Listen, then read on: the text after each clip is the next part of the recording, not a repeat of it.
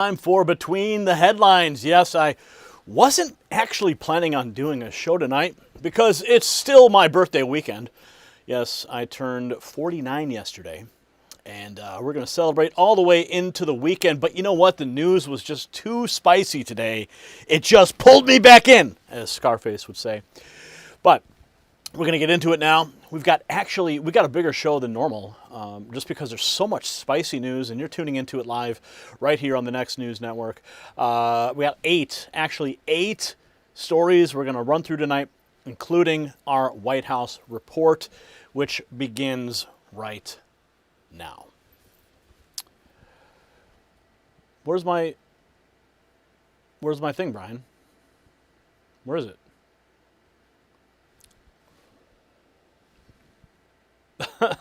There he is. Brian thought he had the night off. All right.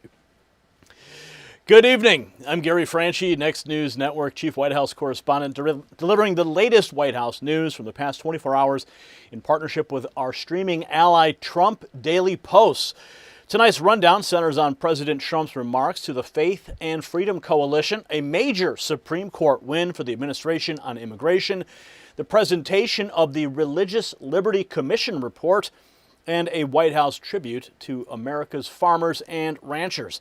At the White House and across official administration messaging, the theme of the day was clear: faith, freedom, agriculture, and national strength. Now, we're going to build this around the president's appearance at the Faith and Freedom Coalition 2026 policy meeting, the Rose Garden Farm-to-Table dinner honoring farmers and ranchers, and the presentation of the Religious Liberty Commission report. We're also going to flag continued administration coordination on Iran, deal implementation, border enforcement priorities, and a patriotic message that carried heavily through White House social media. From the pool report at the Washington Hilton, President Trump took the stage at about 1:50 this afternoon to Lee Greenwood's God Bless the USA, pumping his fist and drawing a loud standing ovation with chants of USA, USA. Ralph Reed introduced him as the man who gave us the Supreme Court, and the president began speaking about 1:52 p.m. before a crowd energized by the administration's record on faith and constitutional values. The president wrapped that speech at 2:42 p.m. After about 50 minutes. From the pool report, Mr. Trump called this period the golden age of America and touched on religious liberty, the New York Socialist primary victories, Iran, and the 2026 midterm elections. In one of the day's clearest policy victories, the White House said the Supreme Court ruled for the Trump administration and granted it authority to terminate temporary protected status for Haitian migrants. The White House framed the decision as a major America First win tied to stricter immigration enforcement, stronger border security, and reforms designed to put American citizens first. Back at the White House, the pool was brought into the Oval Office about 3:34 p.m., where President Trump began speaking immediately. Now, it did not include the substance of the remarks, but it marked another formal presidential appearance in a day defined by public-facing messaging on faith and national priorities. Minutes later, another pool update stated that President Trump was presenting the findings of the Religious Liberty Commission. That presentation fit directly with the administration's emphasis that American greatness has been forged by people of faith and that religious liberty remains a central White House priority. In the follow-up report, President Trump met with members of the Religious Liberty Commission, including Ben Carson, Attorney General Todd Blanche, Dr. Phil McGraw, Texas Lieutenant Governor Dan Patrick, and Paula White. The pool report said the commission's findings had been released earlier in the day, and the president said he wants to promote and implement its recommendations while pointing to what he described as a resurgence of religion in the country. The same pool report also said the president answered questions about Iran and signaled more information would be coming. Now, the travel window between those events moved very quickly. From the pool report, the motorcade returned to the White House at 2:52 p.m. The press pool watched President Trump walk back in on the north side. Earlier in the day, the motorcade departed the White House at 1:26 p.m. for the Washington Hilton, and the report noted that the President Trump, his first visit to the Hilton since the assassination attempt that led to the postponement of the White House Correspondents Association dinner. 4 minutes later, at 1:30 p.m., the motorcade did arrive at the Hilton without incident. Tourists and locals lined the route. They were seen taking pictures and video as the president traveled to the event. According to the daily guidance, the president's official Friday schedule included executive time, an Oval Office policy meeting, and an intelligence briefing, remarks at the Faith and Freedom Coalition 2026 Policy Conference, another Oval Office policy meeting, signing time, and an evening RNC reception at the White House. The guidance laid out a full day centered on governing movement and public engagement. The other major visual event from the past 24 hours came in the Rose Garden, where President Trump addressed guests at a special farm dinner and highlighted an administration request to Congress for an additional $11 billion in farm aid. Also from the pool, Agriculture Secretary Brooke Rollins handling distribution, and the event carried unmistakable Heartland detail with cowboy hats in the crowd and rustic decor, and a White House farm stand bar. The report also said a vacuum truck briefly interrupted the president's remarks, and he laughed it off before continuing. The dinner itself showcased American agriculture from start to finish. The pool report included the menu, a caprese salad with garden tomatoes, grilled prime New York strip steak, and roasted peaches for dessert, with guests receiving organic garden seeds and tomato jam prepared by the White House executive chefs as take-home gifts. By early evening today, the press pool was informed of a dinner lid until 7 p.m.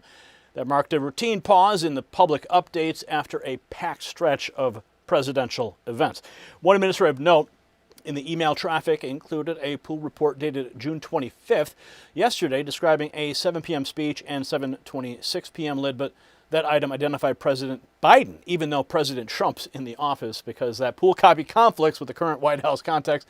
It does not drive today's rundown. So across the last 24 hours, the administration projected momentum on faith, immigration, enforcement, agriculture, and core constitutional priorities, with President Trump visible in public, active in the Oval Office, and backed by a Supreme Court win on border policy.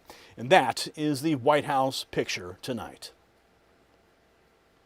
Now let's turn from the West Wing to the rest of the day's biggest stories we have lined up for you on this edition of Between the Headlines, streaming on Next News on X in coordination with Trump Daily Post, as well on X at our flagship YouTube channel, Next News Network. Also, you can find us on Rumble and on Kick. So we've got lots of news we're going to be covering tonight, especially the new language that we're seeing from the White House.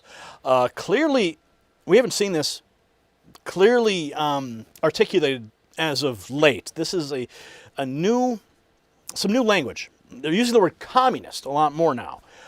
So we're going to get into that language and what it means, and the left, of course, how they're reacting to it.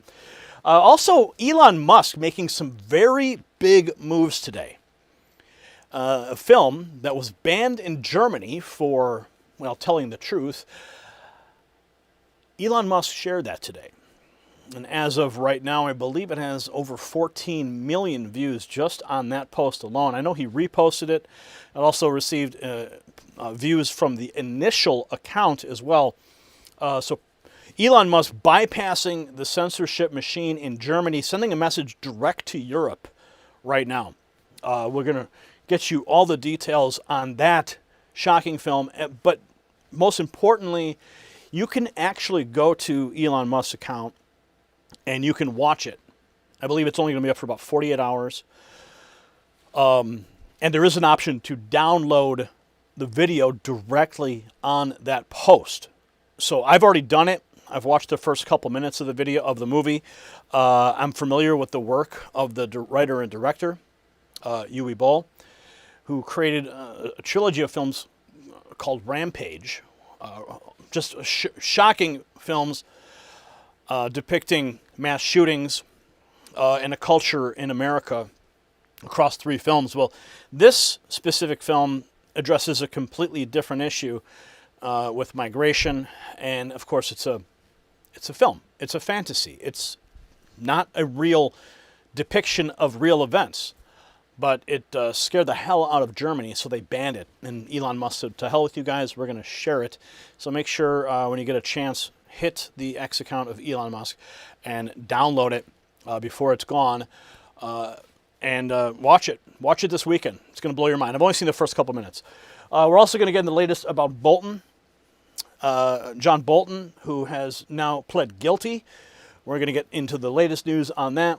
Also, we're going to bring you the latest on the Save America Act and President Trump's election integrity fight that is heating up. Also, the latest on Iran. Looks like they violated the ceasefire already. President Trump striking back. We're going to get deeper into that Supreme Court win that President Trump achieved at the White House. We're going to get the reaction from all of your favorite cast of characters on the Hill with respect to that, on temporary protected status for Haitians. Also, we're continuing to track Rand Paul and Dr. Fauci. You know, we all want accountability for the crimes that were committed against us, our loved ones, at the hands of Dr. Fauci. So there's been a lot of movement on that in the last 24 hours. We're going to bring you the latest. Also, speaking of accountability, we're going to bring you the latest on Ilhan Omar as well, and James Comer, and what's been going on with those new filings and those new changes she's made to clarify her earnings. So we're going to get all the latest on all these stories tonight. But first, we're going to go into Trump exposing the communist move as the Democrats panic.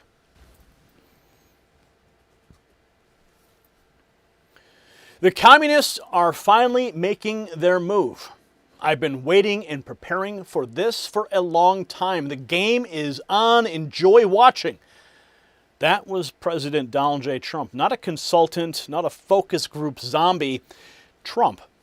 And look at the detail that blows the whole story wide open. While Trump names communism, 13 Democrats just signed a pledge for capitalism, not socialism. And James Carville exploded. He says, I'm done. I'm not in the effing political party. So which is it? If socialism is a smear, why are Democrats staging an internal war over it right now? See, this matters because Trump did not fire off some abstract theory lecture.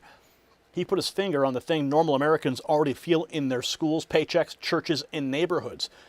Communism always sells the same lie. Free rent, free houses, free food, free everything. Then it steals from the people who built, worked, saved, and prayed. Trump said it flatly, these are hardcore, godless communists. And he tied the threat to Christianity itself. He warned that they will attack all religions, especially Christianity, close churches, and wreck the foundations of the country as America heads into its 250th year. Meanwhile, Hakeem Jeffries' party cannot even hide the fracture anymore. Ayanna Pressley applauded the socialist primary winners in New York. Tom Suozzi and 12 other Democrats stamped their names on a Promise to America pledge for capitalism, borders, and patriotism. James Carville melted down and started screaming about the schism. See, that's not momentum. That is a party choking on the radicals that it spent years feeding. See, James Carville can scream schism all day, but normal Americans still want strength, clarity, and enough energy to fight back. That's exactly why I keep taking C60 Evo every morning. I see I've tried hundreds of supplements and nothing hits like this Nobel Prize winning molecule. My brain fog gone, joint pain virtually eliminated. My wife's skin, oh my God, she looks 10 years younger. And while my energy feels 20 years younger. So it's not just another antioxidant, it works at the cellular level, where aging actually happens. In the Paris study, it showed lab animals live 90% longer, the longest life extension in history.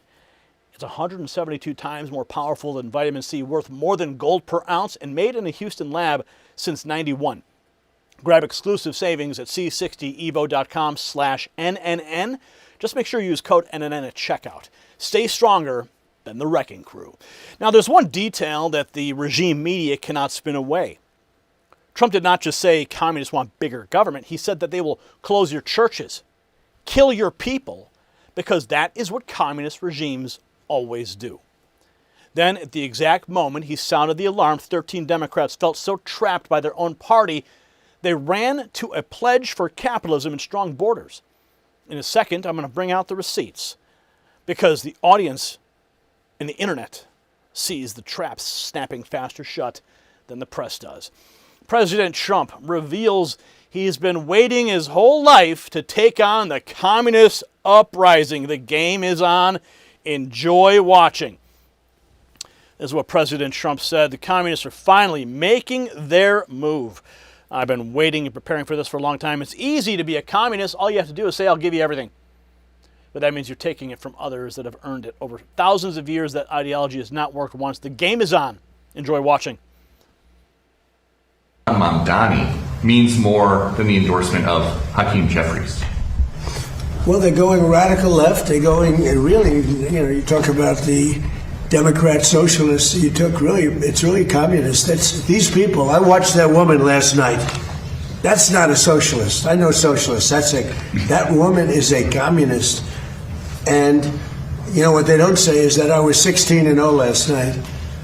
But mine were a little more boring, a little more mainstream. They were Republican conservatives, but we were 16-0. And if you look over the last 2.5 years, we're about 347 and just about 0. That's pretty good. But nobody writes that. But he picked 3. They won. They beat a guy named Dan Goldman, who's a loser. He was one of my prosecutors, one of my many prosecutors that they used on me. Dan Goldman, not a good prosecutor, fortunately, but he's now looking for a job. I was very surprised to see, because he's a pretty liberal guy. When they go more liberal than Dan Goldman, they're really into Never Never Land. Does this tell you? So Trump just called the left what it is, communist, not merely socialist. And while the media keeps lowballing him, the next clip shows the poll putting his approval at as high as 65%. Trump Daily Post says Trump's approval now at 65%. On McLaughlin poll after the Iran deal, President Trump highlights new polls such as showing his approval rating reaching as high as 65%. Trump noted that honest pollsters are rare, pushing back against consistently lower numbers from the mainstream pollsters. Other polls have my approval rating at 65, and more like journalists, honest pollsters are very rare, hard to find. So even as the press tries to bury the numbers, Trump's support is climbing. Next, he has a true social message laying out why he says the communist push is finally out in the open. He says the communists are finally making their move. I've been waiting and preparing for this for a long time. It's easy to be a communist. All you have to say is, I'll give you everything, but that means you're taking it away from others. So it's not just a throwaway line. Trump is drawing a battle line. Next, he backs it up by sharing JFK's warning about subversion, infiltration, and enemies working from within. President Trump posting this video of JFK. Listen to this, guys. Communism is so often described as an ideology or a belief that exists somewhere other than in the United States. Let me ask you, sir, just how serious a threat to our national security are these communist subversive activities in the United States today? Well, I think they're serious. I think it's a matter that we should continue to give great care and attention to. We should support the laws which the United States has passed in order to protect us from those who would destroy us from within. We should sustain the Department of Justice in its efforts and the FBI, and we should be continually alert. I think if the United States is maintaining a strong society here in the United States, I think that we can meet any internal threat. The major threat is external and will continue. For we are opposed around the world by a monolithic and ruthless conspiracy that relies primarily on covert means for expanding its sphere of influence, on infiltration instead of invasion, on subversion instead of elections, on intimidation instead of free choice, on guerrillas by night instead of armies by day. It is a system which has conscripted vast human and material resources into the building of a tightly knit, highly efficient machine that combines military, diplomatic, intelligence, economic, scientific, and political operations. Its preparations are concealed, not published. Its mistakes are buried, not headlined. Its dissenters are silenced, not praised. No expenditure is questioned, no rumor is printed, no secret is revealed. It conducts the Cold War, in short, with a wartime discipline no democracy would ever hope or wish to match. Nevertheless, every democracy recognizes the necessary restraints of national security.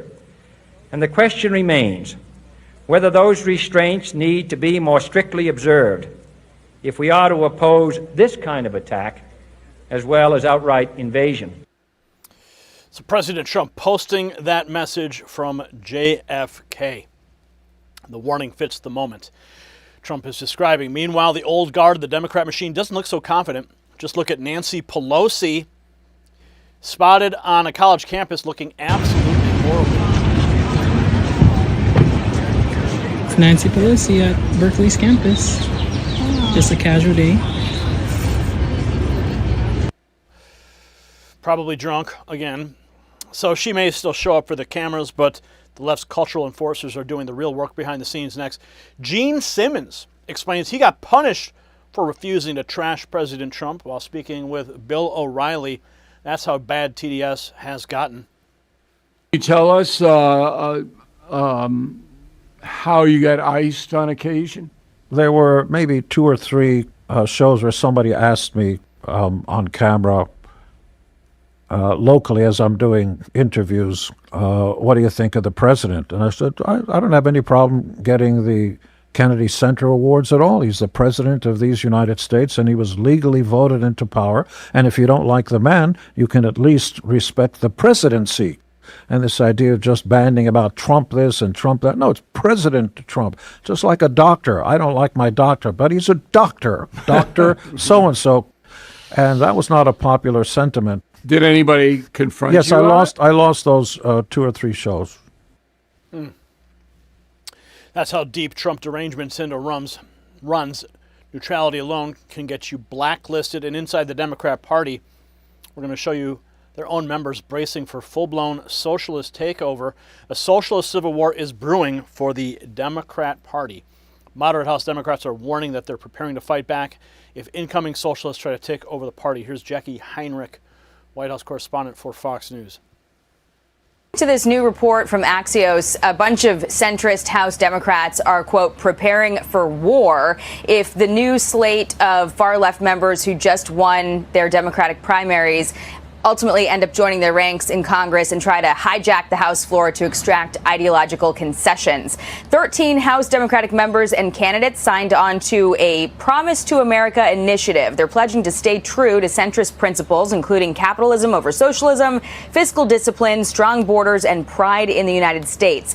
Among them, current House Reps Tom Suozzi, Adam Gray, Laura Gillen, Don Davis, Kristen McDonald-Rivet, Josh Gottheimer, Maggie Goodlander, Janelle Bynum, Vicente Gonzalez, and Susie Lee. One of these lawmakers told Axios, quote, there's going to be war, calling the incoming leftist members bomb throwers, not problem solvers. Here's Tom Suozzi. As we said in our pledge, we're for capitalism, not socialism. We're for safety, not lawlessness. We're proud of America, not ashamed of America. And we need to be promoting those things. And, the far left and the far right, they're all very well organized. But those of us that don't support those far left or far right principles need to do a better job organizing and getting our message out. This comes after candidates endorsed by the Democratic Socialists of America defeated several well-funded incumbents with the help of endorsements from New York City Mayor Zohran Mamdani. Fox's Chad Pergram talked to Congressman John Larson about the fallout. What did Congress have to do with elections in New York? The voters of New York make up their own mind. We don't control voters of New York. In America, in a free democratic republic, people get to choose their elected representatives. The people of New York have made a decision. And the result is widely expected to deliver the largest far-left coalition in history after the new candidates join ranks with the current squad members in the House. I believe in capitalism, so I'm not a socialist. So I don't know whether that's an issue or not. Look, I think what happens in New York City is sort of just what happens in New York City. When we have the power, we're not afraid to use it. The coalition could also pose a problem for House Minority Leader Hakeem Jeffries if Democrats end up taking a majority in November and Jeffries tries to take the Speaker's gavel. So now even centrist Democrats are admitting the radicals are coming for control next. Ayanna Pressley cheers those socialist victories and said Democrats should use power harder and not back off. This video from Nick Balazy. I think the voters have spoken and people should pay attention. You know, as someone who ran for Congress in 2018 to abolish ICE, not taking corporate money, calling out many of the systemic harms facing and challenges facing working families. It's wonderful to see more people campaigning on that and winning. You know, for the incumbents that won't be returning, I'm grateful for their service, and I also look forward to welcoming my new colleagues and working alongside them to center the humanity and the dignity of all people. But it just goes to show that candidates that fight for working families, that are against genocide, that speak out against anti-blackness, and that want to abolish super PACs can run and can win. And finally, I would just say that, you know, something that has bothered me is that often in the analysis of progressive victories, and this is true for myself and many of my sister colleagues when we were elected in the 116th Congress, it's sort of dismissed as a fluke or an outlier. But whenever more moderate Democrats win, people say that that's a blueprint for Democrats to continue winning. So people should take heed. Do you think these wins in New York are a blueprint for other campaigns and do Democrats? I definitely think it's an indicator, it's a bellwether, and it is responsive to what I see, feel, and hear in community throughout this country. I've done town halls in red districts, and people want their government to advance solutions that go as far and as deep as the herd. I never hear anybody saying, you all should play smaller. You all shouldn't use your power when you have it. You all should moderate your aspirations. Democrats have proven hand over fist that we know how to be the adults in the room. What the American people want to see right now and going forward is that we know how to be the fighters in the room. And that when we have the power, we're not afraid to use it. So I do think it's an indicator and it's a bellwether. Thank you all. Thank you so much for your time.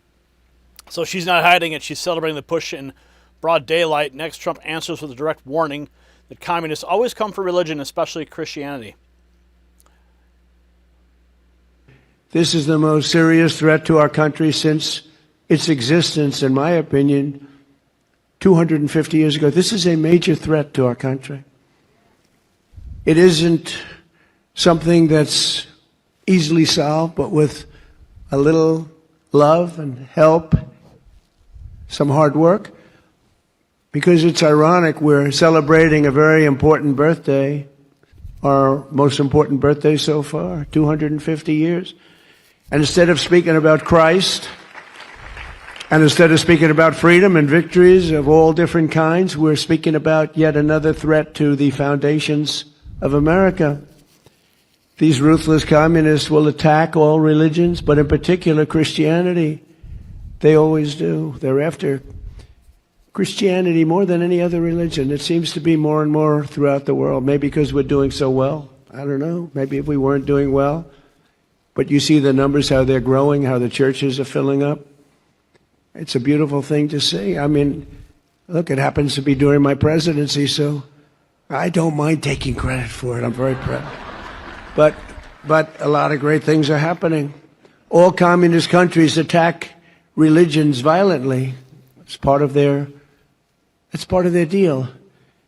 As you know, we recently struck Nigeria and largely ended the slaughter of great Christian populations. They have a great Christian population. They were being butchered. Thousands and thousands of people were being killed. Children, women, old people, just being slaughtered, hatched to death. They know that if they go further, the attack will be far greater, and that they don't want to really get involved anymore so much. You know, we hit them very hard. We knocked out their leader. We knocked out their second leader and their third leader. Sounds a little bit like Iran, actually. That's all about a different cause that we have to do, because we cannot let Iran have a nuclear weapon. Can't let it happen. So I'm saving Christians throughout the world, even though we are not in those various countries where you read about this. But they'd like to make our country just like those countries. That's where they started. They started right where we are right now. But I'm saving them by hitting these terrorists very violently and very hard. We're hitting them very hard by the greatest weapons on earth, taking them out. We know where they are. We hunt them down and we take them out. Think of it. They go into a village and they just kill everybody. It's like crazy. They will close your churches in this country. They go communist, and they're trying to. They will kill your people, and that's what they're about.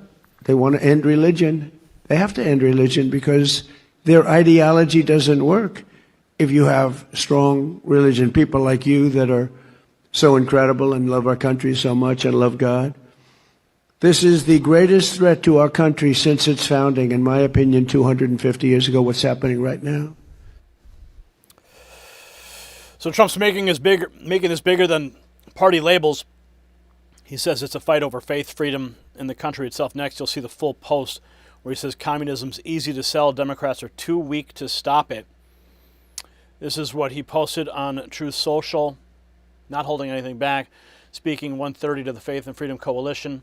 One of the statements I'll be making, perhaps the most important of them all, concerns the recent election of communists in our country. Communism is very easy to sell. I'd be the greatest communist in history. I'd give free rent, free houses, free food. Everything's free. Unfortunately, after 2 or 3 years, the country where this is taking place would fail. It always does. And you start living in squalor. There will be no food, no housing. There will be no military. There will be nothing. You'll be third world in every way. And everyone will suffer or die. I'm sorry to say, but assassinations of those who oppose them is a very important element of their ideology. They're animals in many cases. Not smart, but in some cases they are. It's easy for them to get followers because they make promises they know they can't keep, and the Democrats are not fighting back. So the warning is already causing panic on their side. Next, longtime Democrat attack dog James Carville melts down, says he may be done with his own party. Mr. Valiant, the New York Times reported, and I have the quote right here, I'll get to it. She is against past our far left views. She has attacked interracial relationships in the American flag. Lady, I ain't in the same party as you. I'm sorry. I just not. And I actually do think it's time for Democrats to talk the S word, schism. I really do. Everybody's always said, no, we're coalition, we're big tent. And there's just some shit that I can't be in the same tent with. And we talk about what Madame was 3 for 3 last night in Manhattan. They call it the Commie Corridor. Fine.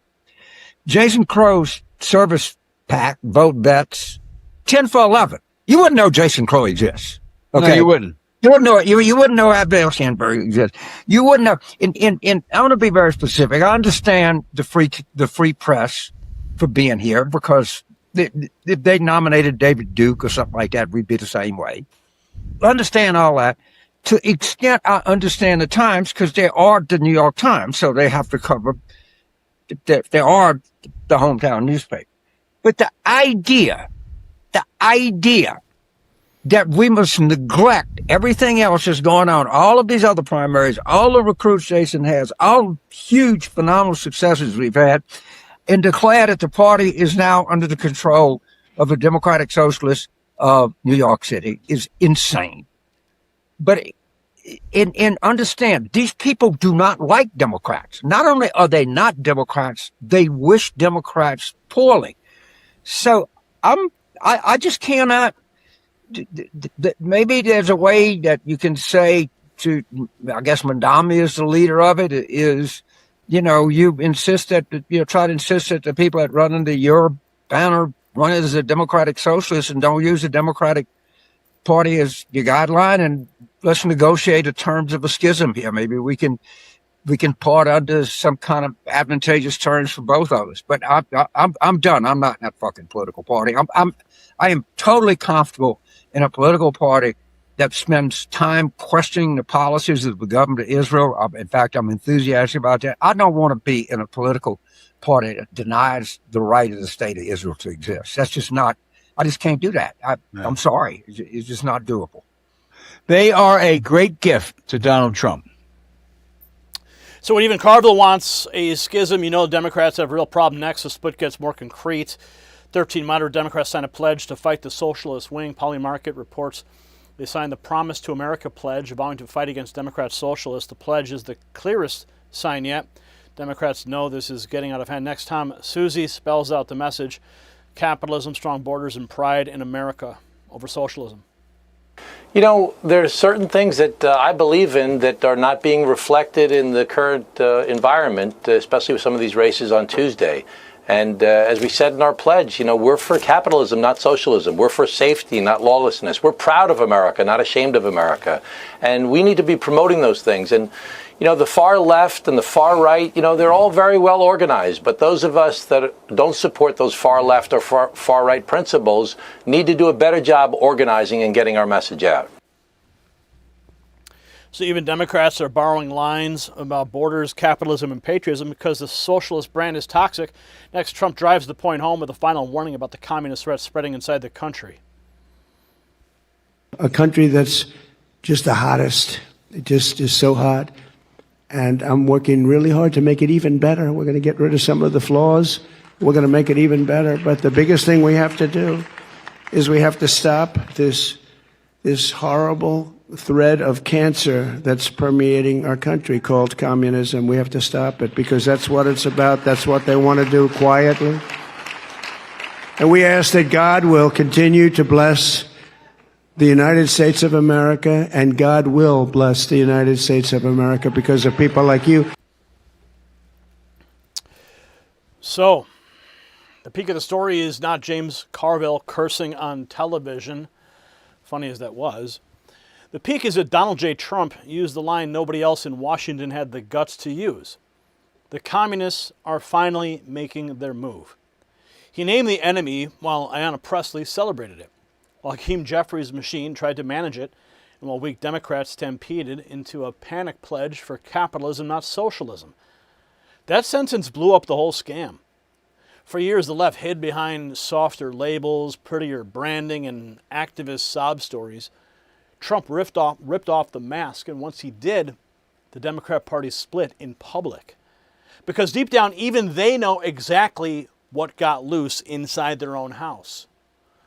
So here is the line every Democrat now has to answer without hiding behind jargon or media perfume. Do you stand with Donald Trump? Capitalism, borders, churches, paychecks, in the country that gave you everything?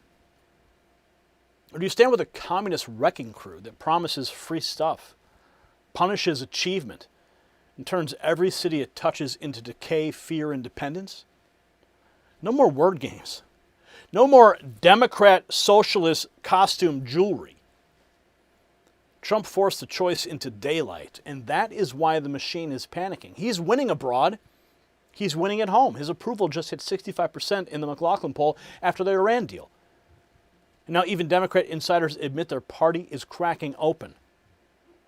So drop your take in the comments and send this to the soft Republicans who still think that this is just campus noise. And watch who refuses to answer the simplest question in America right now. Communism or America? And I want to make sure you stay on the inside track. We set up this telephone number just for you. Thousands and thousands of patriots are already getting the inside alert text messages directly from me when the notifications at YouTube never arrive.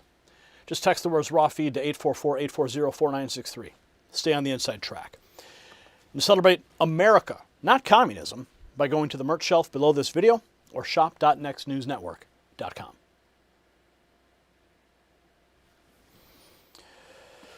Wow. Yeah, that's the new word that's being used. It's not, they're not softening it anymore. It's not socialism. It's not democratic socialist. It's straight up communism. And the White House messaging is very clear. That is the new enemy. And the fact that he would post that JFK video really brings it back full circle to the Democrat Party when it was actually worth something. And speaking of value, we're going to move into our next story. Elon Musk providing serious value to the world today by sharing a movie. And we're going to get into the details, the meltdowns, and the fallout. And I'm going to tell you how you can download it as well.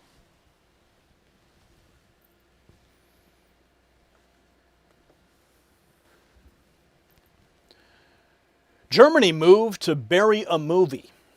Elon Musk blasted it onto X anyway. See, that alone tells you everything. Citizen Vigilante, that's the movie. It got hammered with a 0% critics score. And then the audience shoved it to 96%. And the line that sent the censors into cardiac arrest comes at the end. I do this for you until you learn to do it for yourself. Not because it's subtle, because it names the nightmare that Europe's ruling class created. Migrant crime, broken justice, and elites protecting the approved story instead of the victims. One film, one platform, one regime panic attack. And it gets even uglier when you hear the judge scene that they just can't defend. See, the story matters because Germany did not just target a movie. Germany targeted permission to notice reality. Uwe Boll built a film around a rich American expatriate whose family gets brutalized, whose government fails, and who hunts the gang rapists the state will not punish. Then the censors swung. Then Elon Musk cracked the gate by posting the entire film on X. It'll be up there for a short time longer. You can go see it and download it right from his X account. See, that turned a cultural blacklist into a free speech rebellion overnight. And the proof of why the establishment panicked, it's right inside the material. In one clip that was highlighted online, a judge excuses migrant teen gang rapists by whining that politics failed to integrate them and that the perpetrators are victims too. That's the sickness. Not justice, not civilization. Manage collapse with a therapy session for predators. Then the media cartel exposed itself. Rotten Tomatoes critics stamped it with a 0%. Audience drove it to 96%. Later, Boll, he touted 92% fresh in an update. See, that gap is not taste. That gap is a ruling class caught shielding a failed migration agenda while normal people beg for honesty and justice. And when a country starts banning clarity, I start backing tools that help normal people rebuild strength at home. See, I saw Joe Rogan and Mel Gibson talking light-based therapies after serious health struggles and dramatic turnarounds. Gibson says the stuff works. Then Jonathan Otto introduced me to red light therapy. My wife had constant discomfort and anxiety. Then came real restful sleep, improved recovery, and better energy. Now, these FDA-cleared devices, they draw on NASA-backed research using red and near-infrared wavelengths for cellular-level support, deeper penetration, and to support circulation and reduce inflammation. They even offer PEMF mats, full-body coverage, and infrared heat for support and recovery and sleep, all for at-home use instead of paid sessions. Go to myredlight.com. Use NNN25 for individual items or NNN30 for bundles. Cut the gatekeepers out and build resilience without asking permission. Now back to the line that blew the story wide open. See, everybody focuses on the blood, the poster, the ban, fine.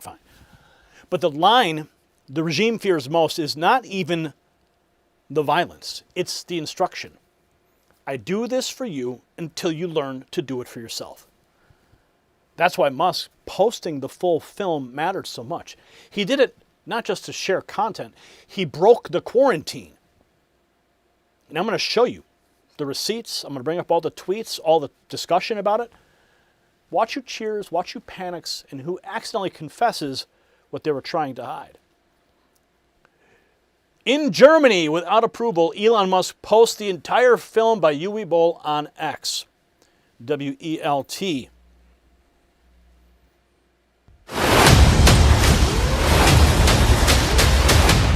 The truth is this. You are all being used.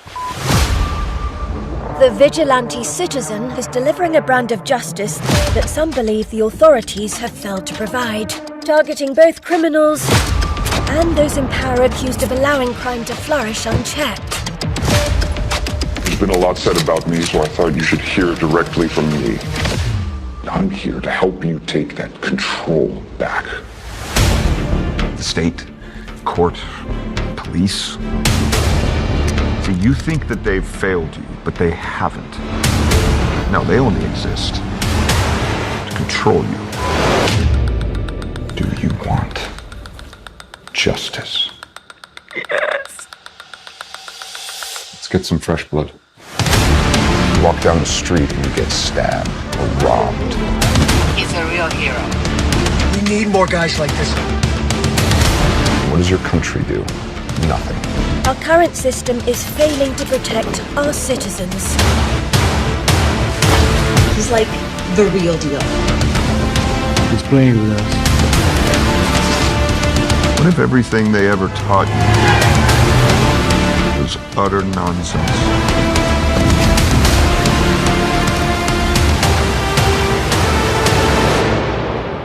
We can change history.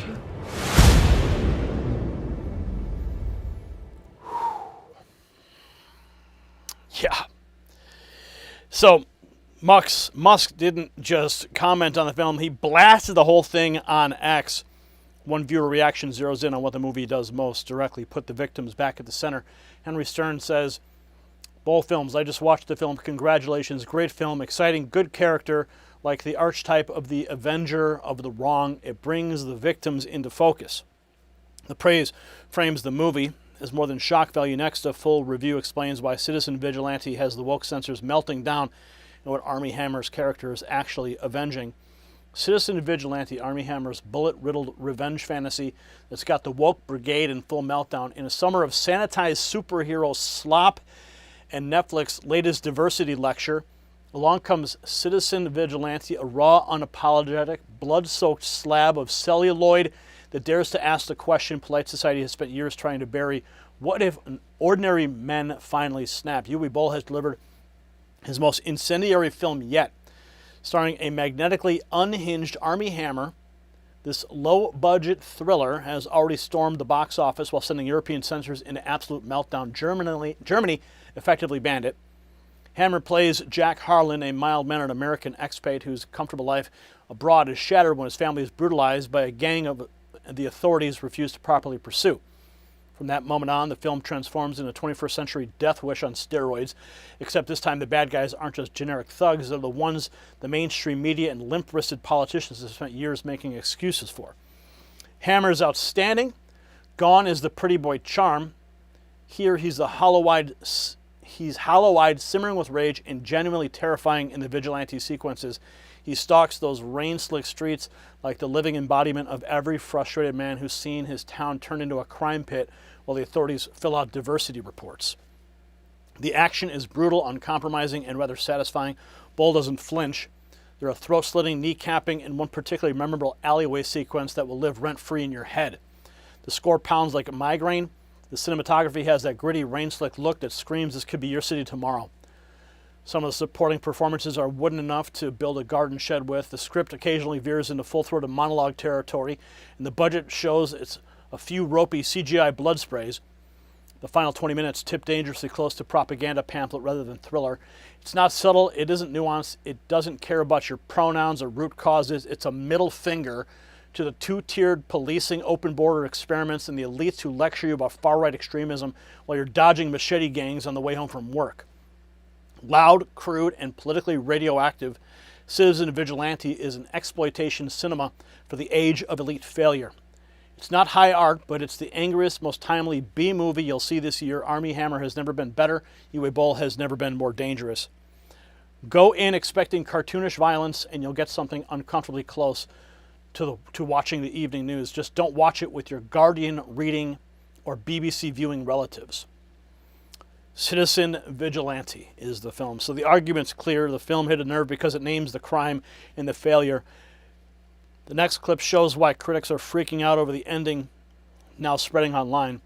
The richest man in the world is posting a movie with this ending on Maine under his real name, and you're blackpilling. Remember, I do this for you until you learn to do it for yourself. It's time to go out and show these fuckers that they aren't getting away with it anymore. Remember, I do this for you until you learn to do it for yourself. Dedicated to thousands of rape and murder victims.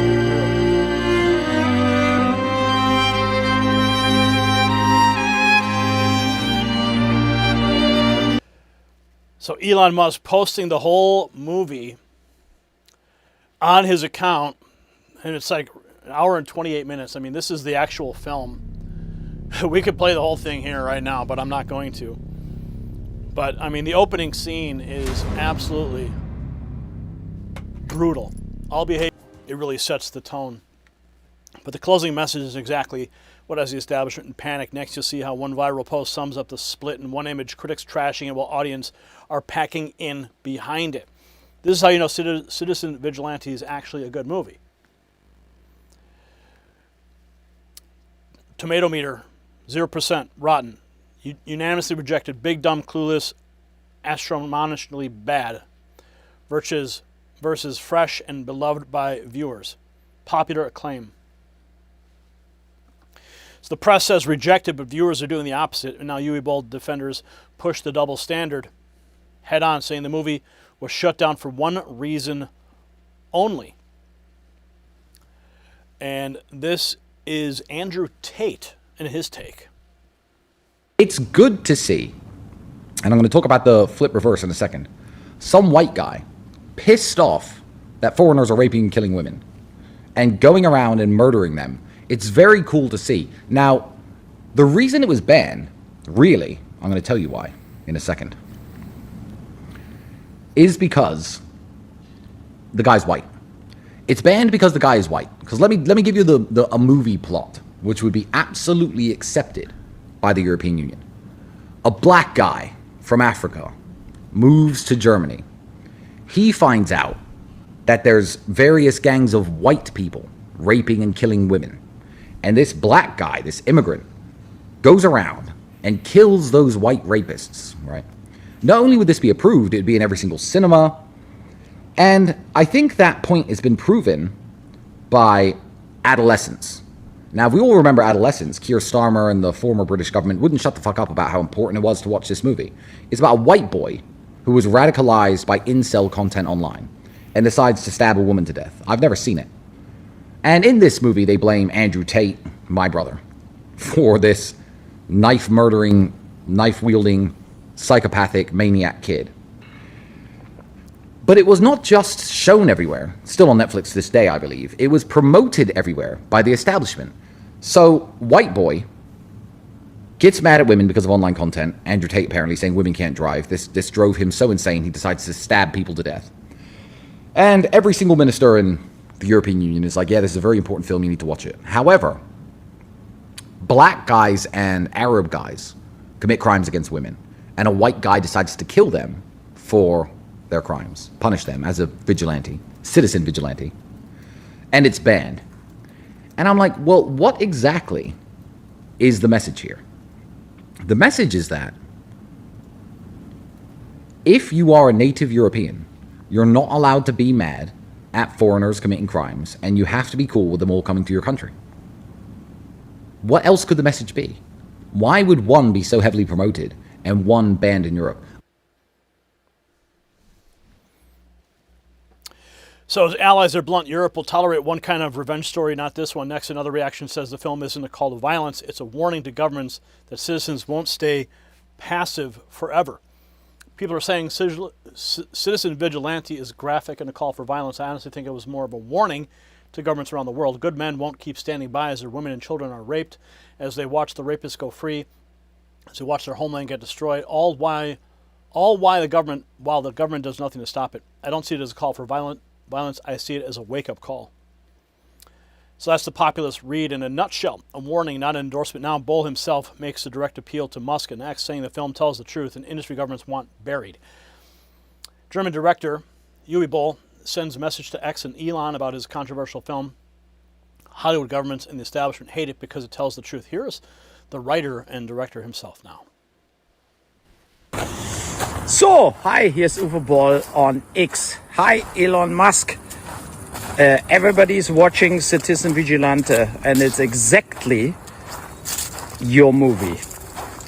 So, watch it and give me a shot. That's the movie what goes against anybody in the film industry and showing the crimes of migrants in Europe and that we are in an existential crisis, exactly how you say it the whole time. And I'm going to use that video, it's my birthday today, to have not only my dog saying happy birthday, but to say, look, we're in this together. And I think everybody who is tweeting this, Instagramming this, TikToking this, thanks so much that the movie, without the $100 million machine behind them, takes off. Watch it on Google, Amazon, Apple, or Fandango. Today, demanded that the movie theater is playing it. A few movie theaters are playing it. Not one in New York and LA. Think about that. And thanks so much for all your support for this independent movie. What is done out of my worry about the future of Europe. So he's openly tying this movie to the border crisis and begging for a bigger platform. Next, Lauren Chen presses him on the key question: what exactly got the film blocked in Germany? And, a fan of your films rather for a long time. Far Cry growing up, one of my and my brother's favorite films. I don't even know how many times we watch it together. But you have a new film that is out, Citizen Vigilante. The news now is that it's been banned in Germany. So can you tell us a little bit about what exactly is the supposed controversy here? Yeah, I mean, the movie shows Armie Hammer basically living in Croatia, kind of a rich businessman. And he corrects injustice, basically. And he turns into a social media hero. And one of the things he's doing is he goes after gang rapers, like people they mass raped a girl, a 15-year-old girl, and he asked the girl if she feels that she got any form of justice. And she said no, because the reality is that a lot of the gang rapes happening in Europe from migrants, young migrants, are not getting really prosecuted. The people getting off the hook. And there was a case in Hamburg in Germany 3 years ago where 12 young migrants, like they didn't even went to jail and they are free and they live in the same city as the young girl they raped. And that's kind of this kind of protection of the perpetrators. And how they always talk about it is like all the poor, traumatized migrants, refugees from Afghanistan, whatever, Somalia, Senegal, from all that countries. And there is no protection of the victims. And there's no real law getting done here. So, and in Germany, the rating system, we sent the movies there and they didn't give us a rating. And if you don't get any rating, then the streamers, the movie theaters, nobody can show you. Nobody will show you based on, like besides maybe a few like DVD distributors, but Amazon, Apple, whatever, they have a rule. They don't show unrated films here in Germany. So now we move from outrage to the mechanism behind it, the rating board that can bury a film without saying the word ban. Next, he goes even further on Real America's Voice and says he's suing over what he calls political censorship. Because they have a rating system, and this rating system is also kind of a political rating system. So they think that movie is like inciting violence. People could basically do what the guy is doing in the film. And so they don't want to give it a rating. So it's not like banned, but nobody will show it because it doesn't have a rating. So it's basically banned. And I'm suing them for it. I'm going for, it's against the Constitution.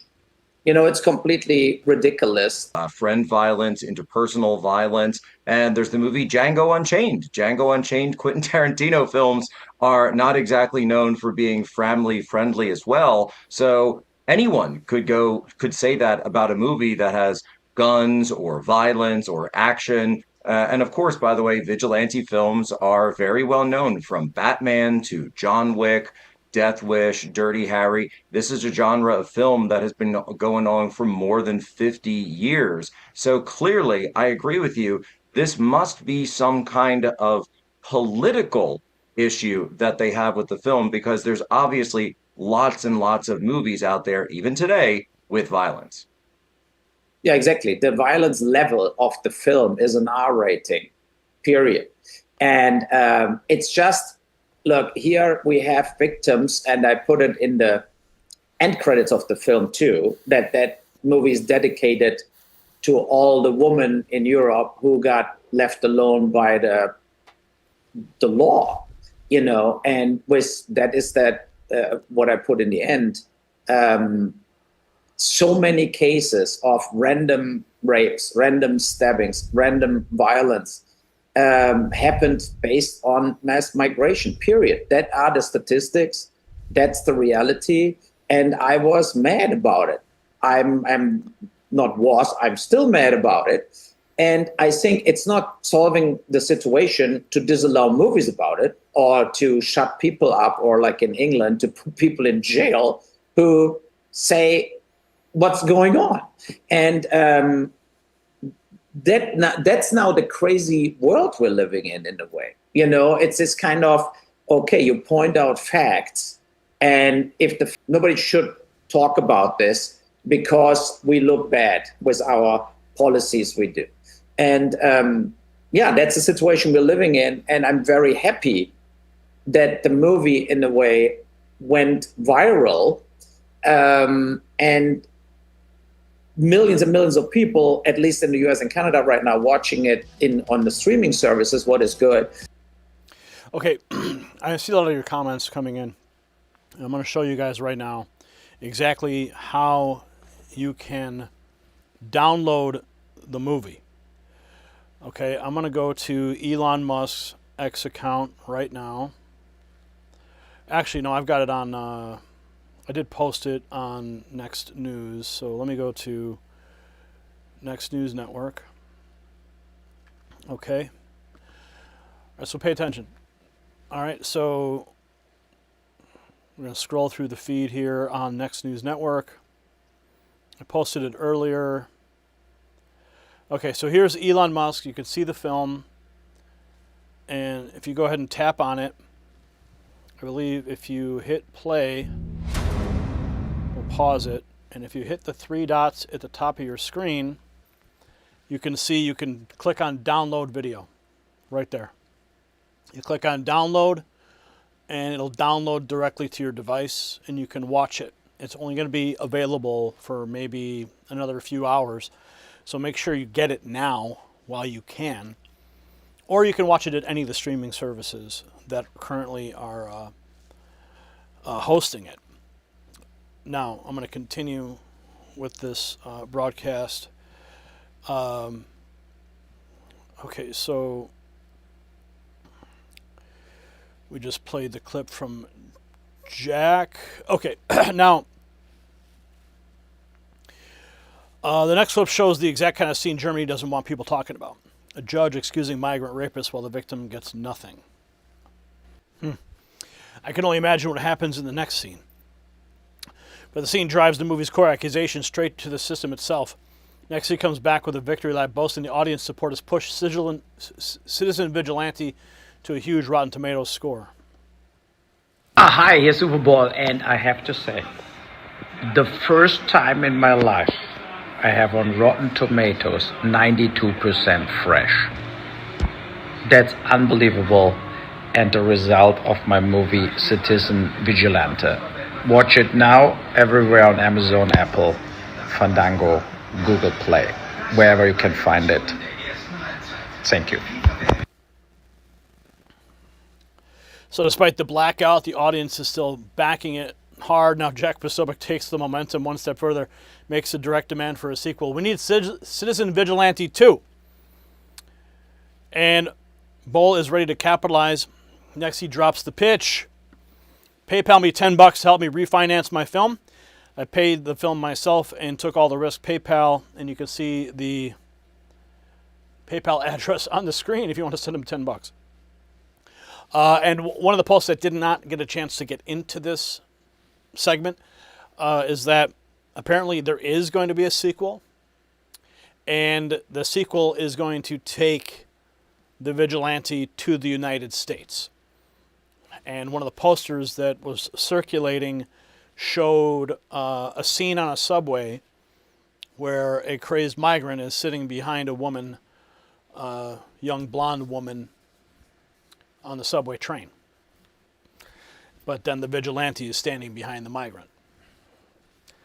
So you can all surmise exactly what scene that he's referencing in that moment. So the moral verdict, it lands in that judge scene like a hammer. A young girl gets gang raped. The judge doesn't torch the rapist. The judge starts soothing them. Politics failed to integrate them. They are victims too. That clip is not outrageous because it's fiction. It's outrageous because Uwe built it from the elite logic Europe has used for years while women paid the price and citizens got lectured into silence. So when Germany moved to choke this film, Germany confessed. The establishment censors did not fear bad art. They feared clarity. Elon Musk posted the film on X, and suddenly the gatekeepers lost control of one thing they need most: the monopoly on what the public is allowed to notice. So pick a side. Side with the censors in Germany, the critics who slapped 0% on a movie that audiences drove to 96%, and the political class that hears gang rape and starts searching for excuses, or side with the citizens who still know that a nation exists to protect its own people first. President Trump has spent his second term smashing the same globalist script right here at home, and that is why this story hits so hard. The international class loses its mind whenever somebody names the victims and the policy that created them. If Elon Musk can post what Germany wants buried, then you can do something smaller but still useful. Share this segment. Send it to the person who still trusts critics more than citizens, and tell us in the comments whether America should ever copy Europe's two-tier madness. If they want citizen vigilante erased, make their failure impossible to ignore. And I want to make sure that you're no longer censored, we're no longer censored, and that's why we have this number. Put it on the screen at the end of every segment. 844-840-4963. Thousands and thousands of patriots are bypassing the censors by simply texting the words raw feed. And they are getting the notifications, they're getting the news they depend on so they can make informed decisions for their family. I want to make sure you're not left out. So do that right now. And make sure you're celebrating America's 250th birthday with the Next News Network by going to the merch shelf below this video or shop.nextnewsnetwork.com.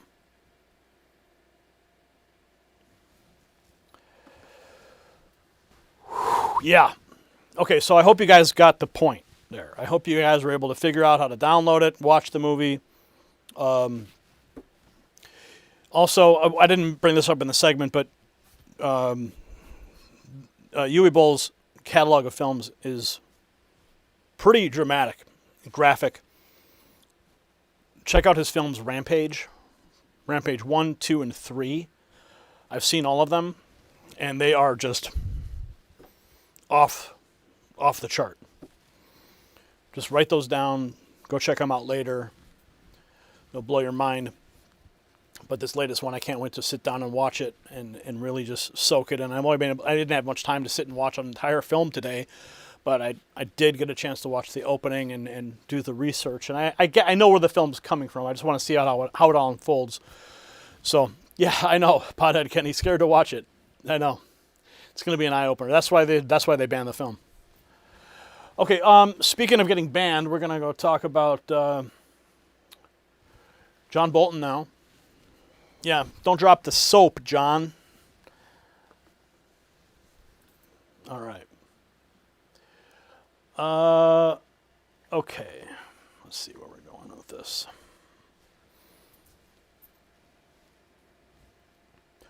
John Bolton went on television and thundered that mishandling classified information was a serious crime, a devastating indictment, and the end of Donald Trump's political career. Well, today, that same John Bolton pleaded guilty to unlawfully retaining national defense information. That's not irony, that's judgment. The mustache oracle the regime paraded across cable news just admitted he committed the very offense he used to smear President Trump. In the ugliest detail, it gets worse. See, he didn't stop at a paperwork slip. Bolton admitted conduct tied to a private diary entry and top-secret information sent through personal account hacked by Iranians. So stay with us on this one, because this story matters. It matters because John Bolton was never just one bitter ex-staffer with a book deal. John Bolton became a weapon. CNN hosts, Democrat operatives, and the foreign policy cartel treated him like a high priest of national security whenever he attacked Donald Trump. They handed him the microphone, nodded along to every sanctimonious lecture, and sold the country a morality play built on fraud. Now the fraud has a plea agreement. Kelly O'Hayes laid out the price tag in federal court: up to 5 years in prison, up to 3 years of supervised release, a $2.25 million fine, and forfeiture of Bolton's pension under the HIST Act. The Washington Examiner hammered the detail that should scorch every newsroom in the country. That fine lands nearly equal to the sales of Bolton's anti-Trump 2020 memoir. He cashed in trashing Trump and then got caught mishandling the secrets he claimed to revere. That's the ruling class in one frame. Sanctimony for you, indulgence for them, until the facts corner them. See, you've been begging for perp walks. We all have. And today, we got our first, not scalp, our first mustache. See, John Bolton built a career on elite hindsight. That's exactly why I refuse to miss the next obvious move. You see, Noble Gold Investments makes a blunt case that silver is the new oil. Before the world ran on oil, early buyers, they got ahead of history because silver sits in that lane because it's a critical resource in solar panels, electric vehicles, defense systems, AI infrastructure, and massive data centers. Growing demand keeps climbing, yet it is still affordable. So the average American can start accumulating physical silver and protect against inflation while owning strategic resources that the metal of the future depends on. Go to nextnewsgold.com and mention my name. When you open a new qualified account, Noble Gold will send you a 1/10 ounce gold coin. Don't let another establishment lie distract you from a real opportunity. So there's one detail I held back. It tells you exactly why Bolton's moral posturing just collapsed into rubble. You see, the Justice Department didn't box this up as a harmless filing mistake. Prosecutors said that John Bolton admitted retaining classified information in a private diary entry and sending top-secret information on a personal account that was then hacked by Iranians. Hacked by Iranians! And this is the man the anti-Trump class used as their clean-handed patriot witness. In the next stretch, I'm going to pull up the tweets because I want Americans to remember every anchor and every Democrat who shoved this fraud right in our faces. Fox News breaking the story this morning. Former National Security Advisor John Bolton pleads guilty to 1 of 18 counts in classified documents. The Diamond faces possible 5-year prison sentence, $2.5 million fine. So Fox gives us the headline. He pleads guilty, now faces time and a fine.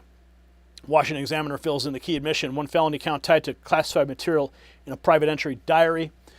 Bolton, Donald Trump's former national security advisor, pleaded guilty on Friday to 1 felony count of unlawfully retaining classified info, resolving a criminal case stemming from his mishandling of sensitive national security records after leaving office. Under the plea agreement, he admitted to retaining classified information contained in a private diary entry, a charge carrying a maximum penalty of 5 years in prison. He agreed to pay a $2.25 million fine, an amount nearly equivalent to the sales of his 2020 memoir that was critical of the first Trump administration. Bolton, Mr. Mustache, Mark Twain wannabe, pleading guilty to 1 count of mishandling information. So now we know the charge and now the price tag. Watch Bolton's own words come back to haunt him after he blasted Trump over the very same kind of conduct. Here's Bolton himself on mishandling classified info, a serious crime. And he has committed very serious crimes. This is a devastating indictment. I speak here as an alumnus of the Justice Department myself, because not only is it powerful, it's very narrowly tailored. They didn't throw everything up against the wall to see what would stick. This really is a rifle shot, and I think it should be the end of Donald Trump's political career. Oh, man. Well, we're witnessing the end of one political career, aren't we? The clip says it all. Bolton called it a serious crime. Now Justice lays out the betrayal in his own words, saying he violated Espionage Act, National Security Division, U.S. Department of Justice. Former U.S. National Security Advisor Bolton pleading guilty to violating Espionage Act, sent top secret information on a personal account allegedly hacked by Iranians. Bolton pleads guilty. Let's listen. John Bolton held a number of positions of extraordinary public trust in the United States government, culminating in being the National Security Advisor to the President of the United States. John Bolton betrayed that trust in extraordinary fashion by unlawfully retaining and unlawfully disclosing the information with which he was entrusted. Now, Kelly provided a very good summary of that today for those of you that weren't in the change of plea, and the United States will have more to say about that at sentencing. But today's plea should be a warning to anyone at any level of government that if you leak America's secrets or if you mishandle them, the United States Department of Justice, National Security Division, and our U.S. attorney partners will be there to prosecute you.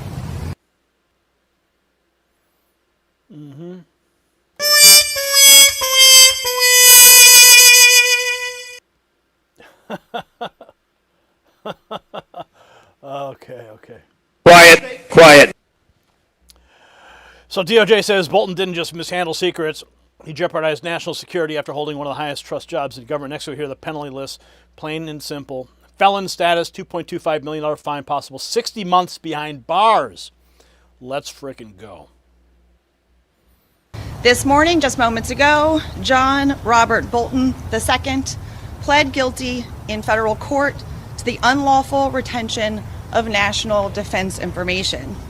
According to the terms of the plea agreement, Mr. Bolton faces a maximum sentence of up to 5 years in prison, followed by a term of up to 3 years. We do a little trolling. It's called we do a little He will trolling. also pay a fine of $2.25 million and will forfeit his pension under the HIS Act.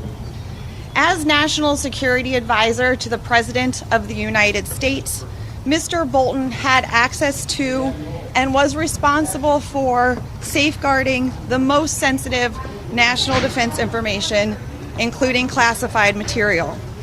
Mr. Bolton knew how to handle classified information, where it should be stored, how it should be stored, and with whom he could share that information. He also knew the damage to national security that could be caused by mishandling that sensitive information. Nevertheless, as Mr. Bolton just admitted, he put our national security at grave risk in violation of the law. Our system of classified information is designed to protect sensitive information that would jeopardize national security if mishandled. And the national defense information at issue in this case was classified at the highest classification levels. The document in count 12, for example, revealed intelligence about an adversary's plans for an attack conducted against U.S. forces in another country. It contained human intelligence using sensitive sources and methods, and it discussed a covert action program. As Mr. Bolton admitted, he shared more than 1,000 pages of information about his day-to-day activities as the National Security Advisor, including information related to the national defense, with two individuals who neither had the security clearances nor the need to know that information. That's the verdict from critics online. But next, the clip is the official readout. C-SPAN has the U.S. Attorney detailing the prison exposure, the fine, and the pension Bolton now stands to lose. Here's the full clip. Good morning. Thank you all for being here today. The rules governing classified and national defense information apply equally to everyone, regardless of position and regardless of how long you have served with the United States government. This morning, just moments ago, John Robert Bolton II pled guilty in federal court to the unlawful retention of national defense information.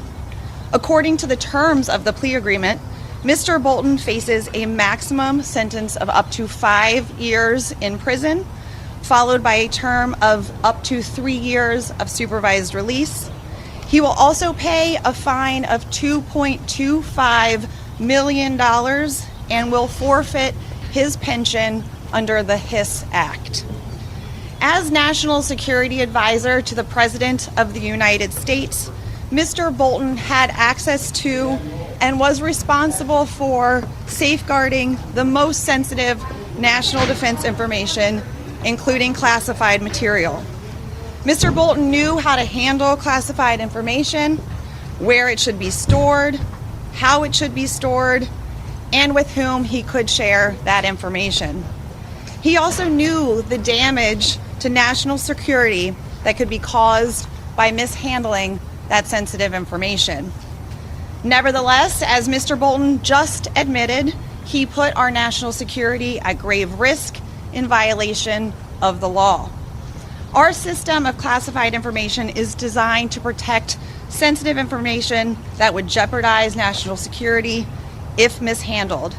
And the national defense information at issue in this case was classified at the highest classification levels. The document in count 12, for example, revealed intelligence about an adversary's plans for an attack conducted against U.S. forces in another country. It contained human intelligence using sensitive sources and methods, and it discussed a covert action program. As Mr. Bolton admitted, he shared more than 1,000 pages of information about his day-to-day activities as the National Security Advisor, including information related to the national defense, with two individuals who neither had the security clearances nor the need to know that information. And remarkably, he did so using his personal email account and non-government messaging applications. The mishandling of classified information can damage our relationship with allies. It can expose sensitive sources and methods, and can jeopardize the success of our covert missions. One of the reasons why there are so many safeguards protecting national defense information is so that this sensitive information does not fall into the hands of our enemies. And that is exactly what happened here. A cyber actor believed to be associated with the Islamic Republic of Iran hacked Mr. Bolton's personal email account and gained unauthorized access to some of the classified and national defense information in that account. This case is another example of how my office works with our law enforcement partners to ensure that justice is always served. I want to specifically thank Special Agent Jimmy Paul, our special agent in charge of our FBI's Baltimore field office, and his team for their work in this investigation. I also want to thank the FBI's New York field office for its valuable assistance. The Department of Justice works hard every day to protect the people of the state of Maryland and the United States and to protect our national security. No one is above the law, and I hope that this prosecution sends a clear message that we will vigorously investigate and prosecute individuals who violate our national security laws without fear and without favor, and we will bring wrongdoers to justice. I will now turn the mics over to our partners at the Department of Justice's National Security Division. So, that's the case right there. The verdict. It lands without a single ounce of regime spin. John Robert Bolton II tried to end Donald Trump's political career by turning classified information into a club and he just confessed to unlawful retention of national defense information himself. He said the offense was a serious crime. He said it was a devastating indictment. He said it should mean the end of Donald Trump's political career. Fine. Then let Bolton live under Bolton's standard, not Trump's. Bolton's standard. 5 years in the table, a $2.25 million fine, pension gone. The permanent war quarter, who strutted across television as the conscience of Washington, now stands exposed as another establishment fraud who thought the rules existed for everyone else. See, nobody should let John Bolton disappear into a tiny legal brief and a one-day headline. He's too perfect. He's the face of the corrupt Washington order that President Trump spent years fighting. A permanent war insider, a book-cashing Trump hater, a cable news darling, and now a convicted felon by his own plea. So the next time a legacy media anchor drags out some of these regime-approved scolds to preach about norms, remember the private diary entry. Remember the personal account hacked by Iranians. Remember the $2.25 million fine that almost mirrors the money he made selling his anti-Trump memoir. And remember every pundit who used him as a weapon against Trump and never checked whether the weapon was rotten. Send this segment to the people who still think the establishment polices itself. It doesn't. Patriots do. Keep naming names, keep receipts, keep pressure on the machine. Bolton is not an exception. He's the exhibit. And I want to make sure you are always in the know. Thousands of patriots, thousands and thousands of patriots have already texted the words raw feed to that number on the screen, 844-840-4963. I want you to be the next one. Do not wait. Join the movement to have the truth unleashed. I will send a text message direct to your phone every night to keep you in the know. And celebrate all these wins by going to the merch shelf below this video or shop.nextnewsnetwork.com.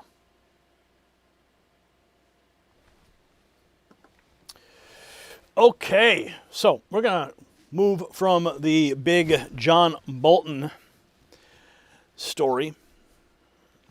We're going to move over to the next war. That's Donald Trump's war on election fraud. And yes, they caught some more election fraudsters. But of course, it doesn't happen, right? Elections are safe and secure, right? That's what they tell us. Well, what I'm about to show you begs to differ.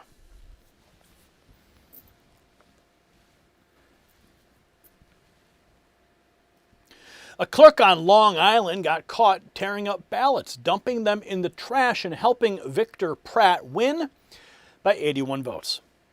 Her name is April Keyes. That happened in Hempstead, in America. And while that mess blew open, Democrats still fought photo ID, fought proof of citizenship, and fought limits on mail-in ballots. President Trump just boiled the whole scam down to one line. All voters must show photo ID, must provide proof of citizenship. Is that so hard? That question just cornered every fraud-friendly operator in Washington, and the people blocking him just told you everything. See, the fight's not about paperwork. It's about who owns the country. DHS put it in plain English. American elections belong to American citizens. That should really just end the argument. Instead, Hakeem Jeffries snapped that Trump and Republicans want to cheat by demanding the most basic protections any sane nation uses. Jelly Boy Pritzker threatened a court war because Trump's USPS moved to pressure states to clean up the voter rolls before flooding the system with mail ballots. Why the panic? Because loose ballots, bloated rolls, and citizenship ambiguity keep the Democrat machine humming right along. The Long Island scandal crushed the media lie that fraud talk lives in fantasy land. April Keyes got caught handling absentee ballots for Victor Pratt, tearing some up, trashing others, and the race swung by only 81 votes. 81. That is not theory. That is theft with a head count. And Mike Johnson laid out the next step if Democrats grab the midterms. He said they weaponize every committee. They hunt Trump's family, cabinet, donors, and supporters. Yes, you. So yes, this is the Hill. And when a race flips on 81 ballots in Hempstead, I pay closer attention to what actually keeps a man sharp, strong, and hard to fool. See, I've tried hundreds of supplements and nothing touched C60 Evo. My brain fog gone, joint pain virtually eliminated, and my wife's skin, she looks 10 years younger, while my energy feels 20 years younger. See, C60 Evo is a Nobel Prize-winning molecule, not just another antioxidant. You see, it works at the cellular level. That's where aging actually happens. In the Paris study, it delivered the longest life extension in history, with lab animals living 90% longer. So to the haters out there, yes, I'm going to be around for a long time. See, the Houston lab has been making this since 1991. It's 172 times more powerful than vitamin C. It's worth more than gold per ounce. So grab exclusive savings at c60evo.com/NNN. Use code NNN at checkout. I take this stuff every single morning. Why? Because I need to stay strong for the fight ahead. And I want you to as well. Now here's the part the GOP establishment wants buried under process talk. President Trump didn't just torch Democrats. He called out Lisa Murkowski by name. Said she'll never win another election. Then Tom Tillis waddled out with the limp excuse that it's too late to get the Save America Act in place. Too late? Patriots pushed this months ago. And I'm going to show you the tweets. I'm going to show you it all. So keep one question in your head. Who's actually blocking secure elections? And why are they so desperate to run out the clock? Homeland Security posting this simple message: American elections belong to American citizens. Pass the Save America Act. That's the message from the Department of Homeland Security. Save our nation. It's a simple message. Americans' election belong to American citizens. Next, Trump takes that fight on stage and lays out the Save America demands. Believe, right? Hard to believe that we even have to fight for this. We have to fight for everything. Nothing comes easy. Nothing. All voters must show photo ID. Not so bad, right? All voters must provide proof of citizenship. Is that so hard? You're fighting the Democrats and a few Republicans who are doing a tremendous disservice to this country. We have a few Republicans that are fighting it. Lisa Murkowski of Alaska. You should call her and tell her to get on the ball. She'll never win another election, I can tell you. She's got to vote. It's called the Save America Act. It's voter ID. Ideally, photo ID, right? So you can look and you can say, oh, that person's okay. Or, for lots of reasons, that person is not the same person. We want proof of citizenship. And we want no mail-in ballots except for illness, disability, and military deployment or travel. We'll be very judicious. So Trump didn't just call out the Democrats. No. He's putting weak Republicans on notice, too. Now Mike Johnson explains why the GOP sees the midterm fight as a full-scale war against Democrat investigations and retaliations. Listen. We were to lose the midterms, heaven forbid. These Democrats, y'all, impeachment's not even the big concern. They will turn every committee of Congress into an investigative body, and they'll go after the president's family, the cabinet, his donors and friends. Half of you in this room will be targeted. I run the protection program. I'll take care of you, okay? We're going to win. We're going to win the midterm, okay? All right? So he says Republicans have to win because Democrats will weaponize every committee. Next, Kevin McCarthy weighs in on Trump's pressure campaign, refusing to sign a housing bill unless the Save America bill moves. Remember Kevin McCarthy? Brings you to the Capitol? I came to see some friends, and John Legansky, a former staffer of mine, has a new book out. What do you think of Trump canceling that signing for the housing bill to get the Save America bill passed? You think it's a good strategy? He's going to try everything he can to make sure to get that bill through. Do you support the bill? Yes.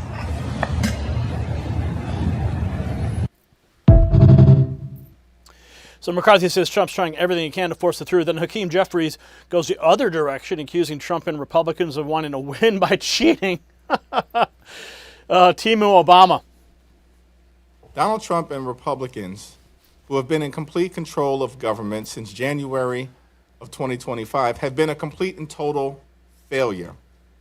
Donald Trump and Republicans promised to lower costs on day one, but costs haven't gone down, costs have gone up. In the United States of America, life has become more expensive. Donald Trump and Republicans promised to love and cherish Medicaid, and then turned around and enacted the one big ugly bill, which included the largest cut to Medicaid in American history, ripping health care away from millions of Americans all across the country, including in rural America.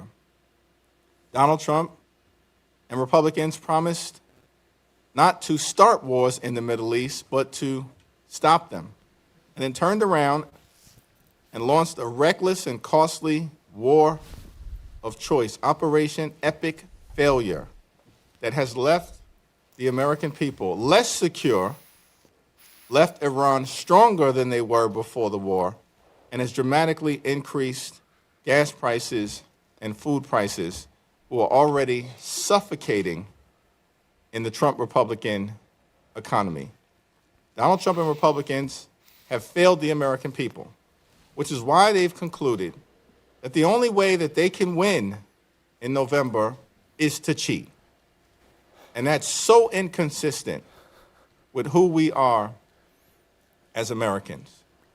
But Donald Trump, of course, has shown openly his willingness to challenge the principle of free and fair elections here in the United States of America. He's continued to spread lies about the 2020 and 2024 presidential elections. He's continued to promote reckless conspiracy theories. Of course, yeah.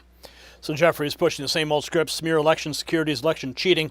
Next, Anna Paulina Luna rips the argument apart and asks the obvious question: if Democrats really fear stolen elections, why oppose securing them?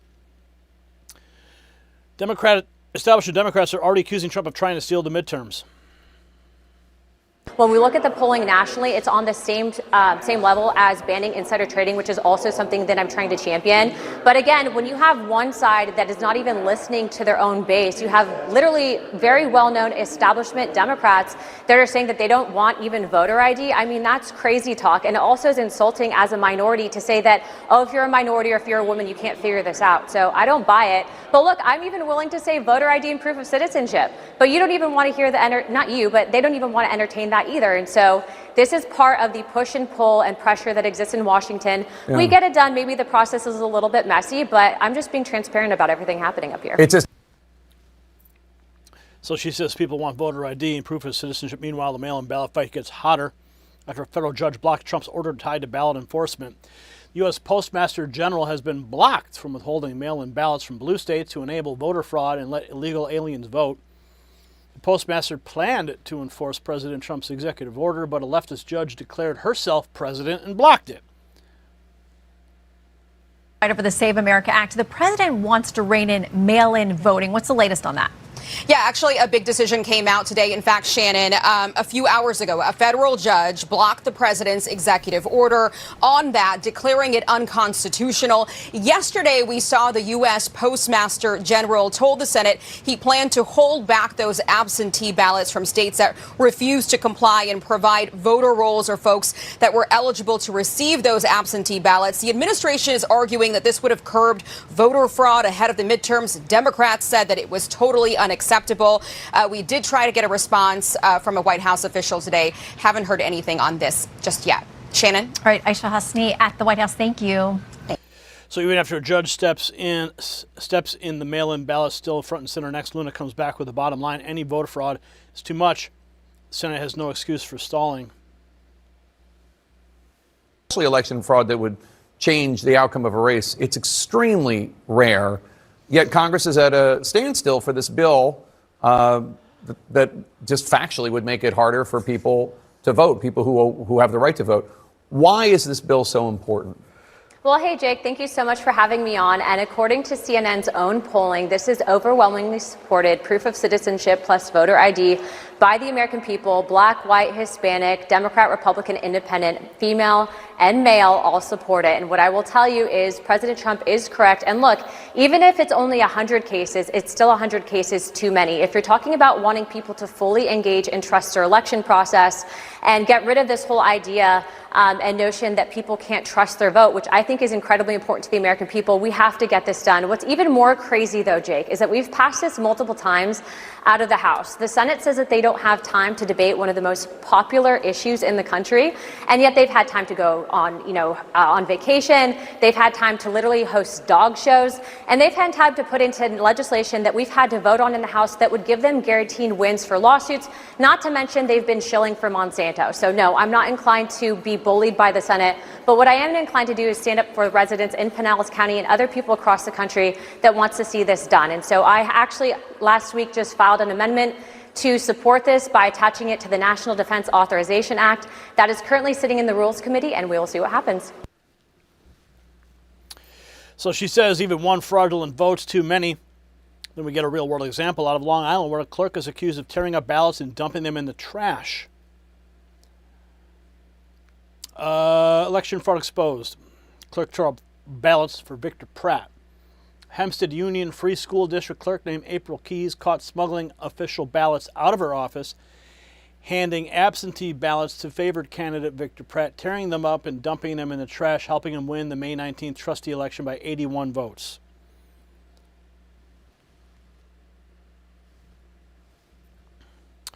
So that's the kind of case the media always says doesn't matter until ballots end up in the garbage. Next, Trump highlights Tina Peters, who says she was punished for exposing the vote flipping machine vulnerabilities.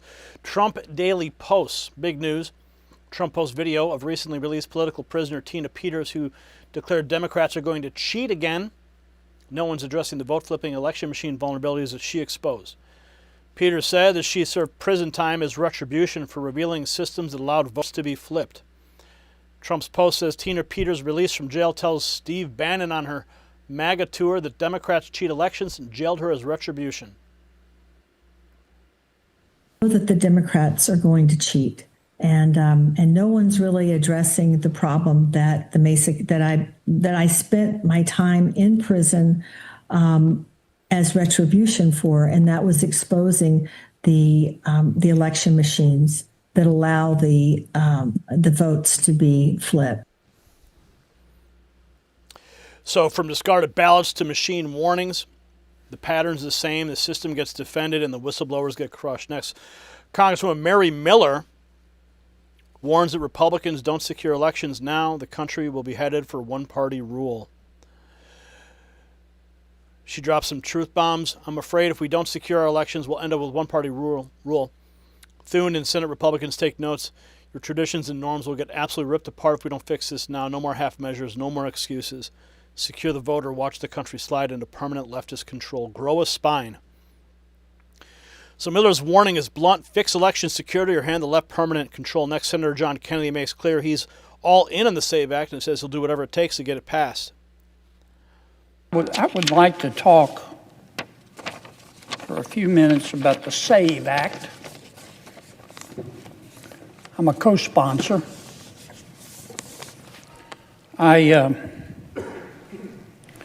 support it unconditionally. The SAVE Act, as you well know, Mr. President,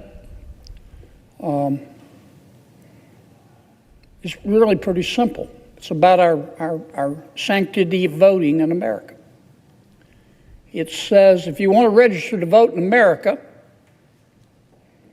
you have to prove that you're a citizen of America. And once you're registered, it says when you're voting in a federal election, in all instances, you have to prove you are who you say you are in order to vote. Very simple. Now, there are other provisions that may or may not be added by amendment, but Those are the guts of the SAVE Act.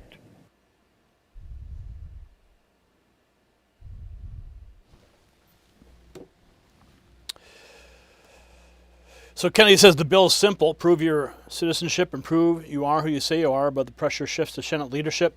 Nancy Mace asking the question. Plenty of conservatives are already asking about John Thune. Who's paying him off? Asking for a friend. Another Long Island report shows exactly why this fight matters. School clerk allegedly helping a preferred candidate, Tony Lane. School clerk in Long Island got caught physically tearing up ballots, throwing them in the dumpster to help her favorite candidate win. The candidate was helping Victor Pratt, won by 81 votes, racking up 87% of absentee ballots while only getting 27% of in-person machine votes. New York State has now ordered a brand new election. This is why people don't trust the mail-in absentee ballot system. When someone with access to those ballots decides to play hero with an election, every legitimate vote gets stolen. So the Long Island mess is what shatters trust. Meanwhile, Illinois Governor J.B. Pritzker is vowing to sue Trump over efforts to force states to clean up the voter roll data. We'll see them in court. Thank goodness that we have leadership in the state of Illinois that believes that we need to be protecting people's voting rights, which is not something that the federal administration today is doing. We're going to fight like hell to protect your right to vote. So he says he'll fight like hell. Next, Tom Tillis gives the familiar rhino excuse, claiming it's too late, saying it's about the math. What's your objection with the Save America Act? It's quite simple. It's a math problem. We simply don't have the votes, and the Save America Act will not be implemented in time for this election. Anybody that knows anything about election law understands that, and the reason I do is I passed voter ID when I was Speaker of the House.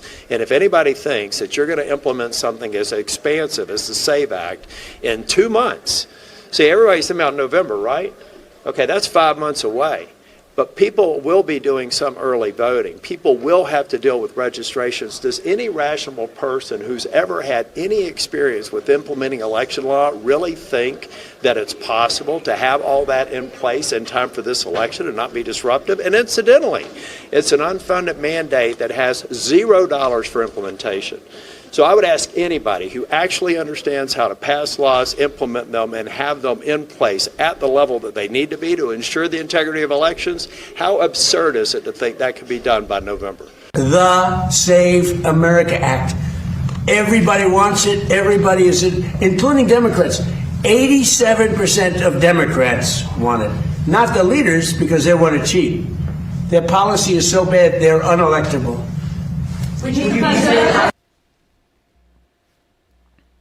So Tillis says there's no time, even though grassroots conservatives are demanding action. Then Ohio's Mike DeWine piles on with another surrender move, vetoing a bill that would require photo ID for voting by mail. Ohio Governor Mike DeWine facing mass outrage nationwide for vetoing legislation. How can a Republican governor oppose this? Ohio Governor Mike DeWine has vetoed a controversial bill that would have required voters to provide photo ID when casting an absentee ballot. Governor DeWine says the bill would have created an additional burden for Ohioans and that it doesn't add any safety measures. In a statement, DeWine said in part, requiring a photo ID for mail-in ballots, quote, does not provide election officials with any opportunity to verify if the ID picture matches the face of the voter and thereby serves as no additional verification of the voter's true identity, end quote. So DeWine calls photo ID a burden, which tells you everything about the establishment mindset. Finally, the White House closes with Trump's full Save America checklist, photo ID, proof of citizenship, and strict limits.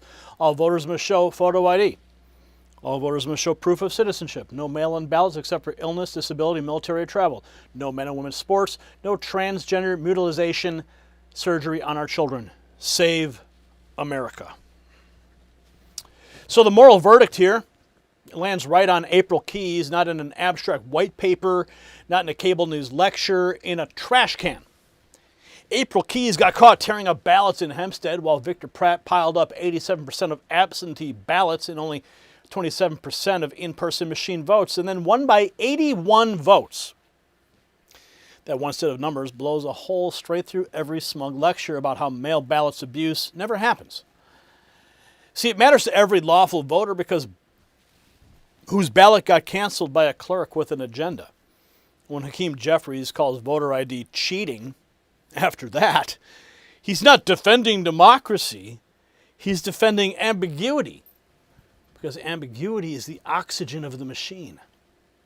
See, President Trump is doing exactly what a real leader does. He picked a fight everybody else ducked, and he forced the country to choose. Citizen elections or Democrat election chaos? Photo ID or identity theater? Proof of citizenship or amnesty-fed fraud pressure? Clean rolls or endless loopholes? Kevin McCarthy had the right instinct when he backed Trump's hardball on the housing bill. No business as usual, not an inch. Lisa Murkowski, Tom Tillis, Mike DeWine, John Thune. Stop hiding behind excuses and timing and soft hands. John Kennedy said he'd stand on one leg and bark like a dog to pass the bill. Good. More of that. Less surrender. If April Keyes tearing up ballots in a race decided by 81 votes does not move Congress, then the rot sits inside Congress too. So share this segment. Hit the comments with the name of the Republican you want pressured most, and keep the heat on until the Save America Act hits the president's desk. I want to make sure the notifications hit your phone. That's why I set up this telephone number, and thousands of patriots are already getting the inside information direct from the Next News Network, direct from me. All that they had to do was text raw feed to 844-840-4963. I'm not sure what you're waiting for. YouTube's not going to send you the notifications, but I will. So make sure you hit that number. And make sure you hit the merch shelf below this video, or go to shop.nextnewsnetwork.com.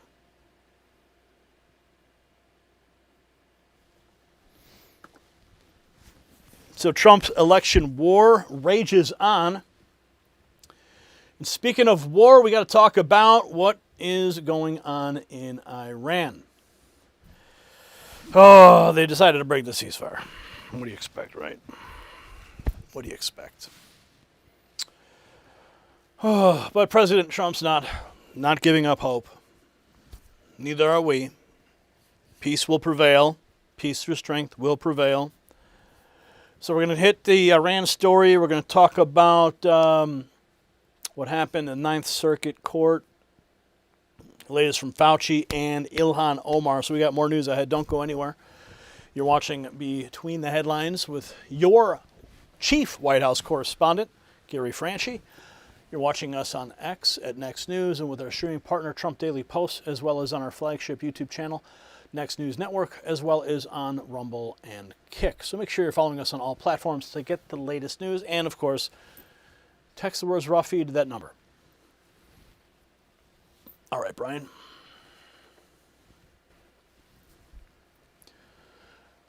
Iran fired at least 4 one-way attack drones into the Strait of Hormuz.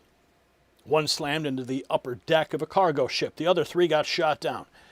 And here's the part that just broke the fake news script wide open. Oil still plunged below 70 into the 60s after President Trump's Iran move.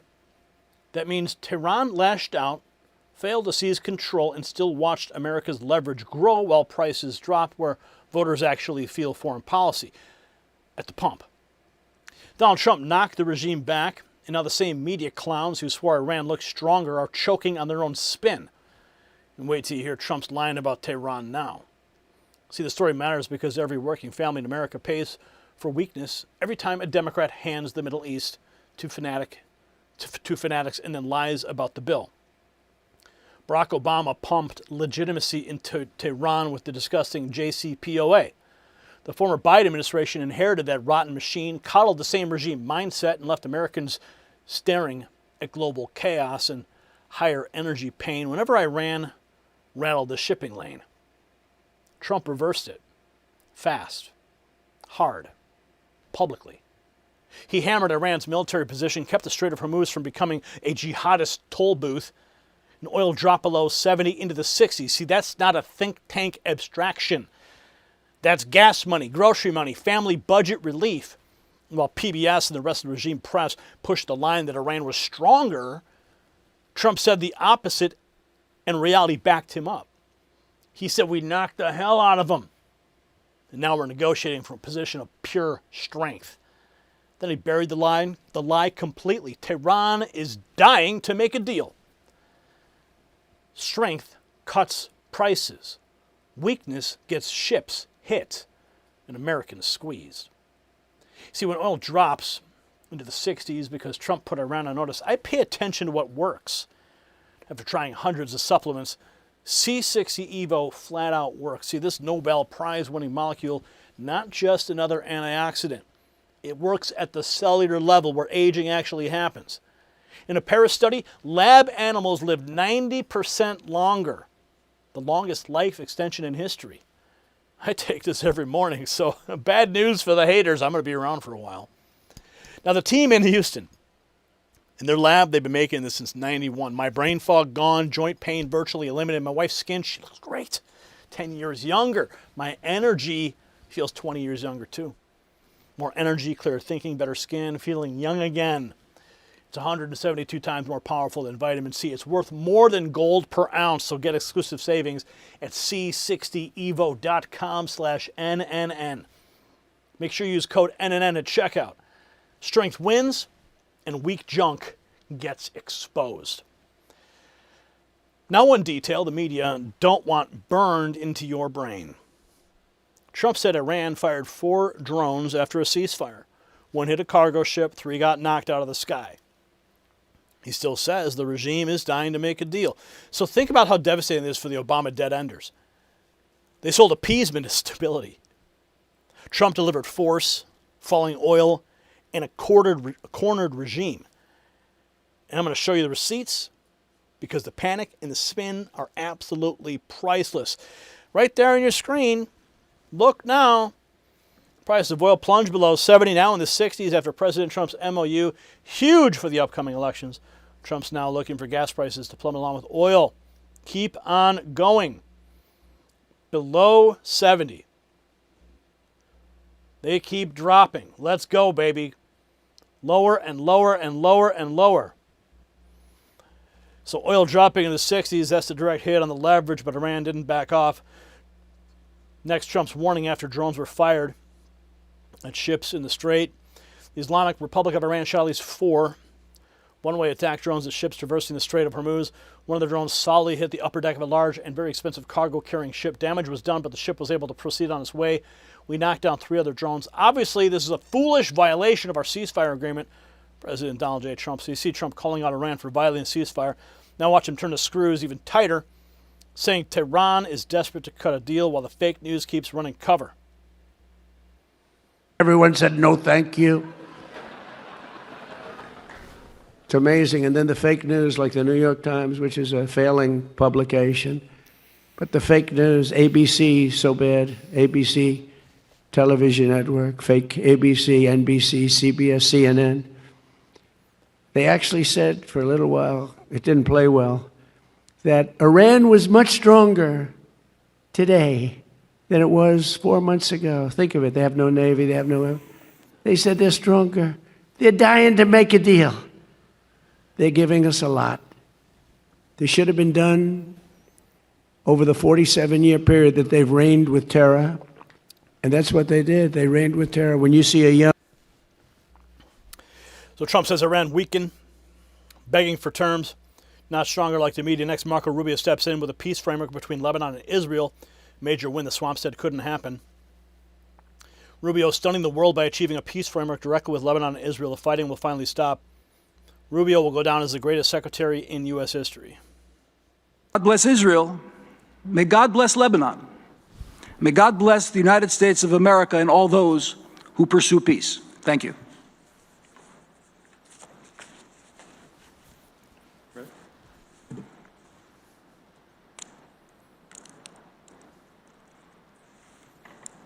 And the pen hits the paper. Marco Rubio overseeing the signatures. It is official. So after the diplomatic breakthrough, the bigger question is still Iran and the danger it poses. Next, Trump boils it down to one line. You let a crazy regime get nukes and all hell breaks loose. Weapon, because you want to see problems? Let a crazy country have a nuclear weapon. You'll see problems like you've never seen before. That's the core of Trump's doctrine, no nuclear weapon for Iran. Next, he reminds voters who empowered Tehran in the first place, torching Obama's disastrous Iran deal. Of Iran, and we're going to have to hit them very hard. And don't forget, when Barack Hussein Obama did the JCPOC, if you look at that, Barack Hussein Obama, have you heard of him? Have you heard of him? Trump putting Obama's Iran sellout back on trial. Now we go from the rally stage to the waterway that matters, even as PBS confirms the Iranian drone strike helped choke traffic in the strait. Today, the world's most important oil choke point is once again closed. Hundreds of ships at a standstill in the strait after a U.S. official confirms that off the coast of Oman, an Islamic Revolutionary Guard Corps drone struck a Singapore flag cargo ship. The ship sustained damage but kept sailing, and there were no casualties, except to the momentum to open the strait. The UN says before today, more than 50 ships left the strait this week under a new UN Oman mechanism. But today, the UN Maritime Organization's Secretary General Arsenio Dominguez said in a statement, "I have decided to temporarily pause its implementation in order to reconfirm that the necessary safety guarantees continue to be in place." Earlier today, Iranian state media warned that ships must coordinate with Iran and use a route through the strait closest to Iran's coast in orange, instead of a route pushed by the U.S., Oman, and the UN near Oman's coast in yellow. If ships are moving as they should be moving, then that's what we're going to judge and that's what we're going to react to. Earlier today, Secretary of State Marco Rubio warned that the U.S. would never accept Iran closing the strait. He's in Bahrain visiting the Gulf Cooperation Council. Today, we see a glimmer of hope. To try and reassure the U.S.'s Gulf allies that the U.S.-Iran negotiations will protect their security after they bore the brunt of Iran's wartime assaults. There is no part of this deal that's undertaken that in any way undermines the security, the stability, or the prosperity of any of our partners in the Gulf region. So even legacy press has to admit Iran hit a ship and traffic froze. Next, the UN's scrambles to restart evacuations after the attacks halted the effort. UN says it's working to restart Hormuz evacuations after Iran attacks halted the effort. Next, the White House says what MAGA voters already know: Trump has been right on Iran, on the strait, and all the falling oil prices. What I'll say is that President Trump has been right about everything on Iran up until this point. He has been right that their military is totally destroyed. The strait is open, and he's been right about oil and gas prices coming down. Another cap in his feather there. All of the cards are with President Trump. So the White House says Trump called it from the start, and the scoreboard backs him up. Next, the president explains why after hitting Iran hard, America is now negotiating from pure strength. And I said, we're going to journey down, we're going to do what we have to do, and we did. We knocked the hell out of them, and now we're negotiating from a position of pure strength, pure strength. They know that. And the strait's already open, and we're setting records of the strait, but we had to do that. We cannot let Iran have a nuclear weapon. So the peak insult to the entire Obama-Biden foreign policy machine sits in one savage contrast. Iran fired 4 drones. 1 hit metal, 3 fell out of the sky. And instead of proving Trump failed, the regime proved Trump was right. Cornered enemies do reckless things. Winning countries absorb the hit, blast back, and tighten leverage. And Donald Trump did exactly that. Barack Obama empowered Tehran with one of the worst deals in American history. Joe Biden's people spent years treating Iranian aggression like a management problem instead of a civilizational threat. Trump called it cleanly. You want to see problems? Let a crazy country have a nuclear weapon. Exactly. See, that's the whole case. Hit them hard, block the bomb, keep the strait open, and force the terror regime to beg. And look at the board right now. Oil plunged below 70 into the 60s. The White House flat out said President Trump has been right about everything on Iran. Marco Rubio just locked in a peace framework between Israel and Lebanon. Tehran lashed out in Hormuz and still lost ground. That's what peace through strength looks like when adults run the country again. The fake news will keep spinning. The Obama loyalists will keep pretending that their surrender doctrine built stability. Let them try. Every drop at the pump, every ally moving towards peace, every Iranian concession shreds their lie again. So here's the line in the sand. Do you want America governed by Trump's pure strength or by the same failed clowns who funded and flattered a terror regime? Put your answer in the comments and share this with somebody still buying the media spin, and watch who suddenly goes quiet when the receipts hit. But I don't want you to go quiet. I want you to get the news. And that's why I set up this telephone number just for you and the thousands of patriots who are already taking advantage of it. What do you have to do? It's very simple. All you got to do is text the word raw feed to 844-840-4963. Bypass the algorithm, get notifications from me right to your phone when the notifications from YouTube never arrive. And celebrate all these wins by going to the merch shelf below this video or at shop.nextnewsnetwork.com.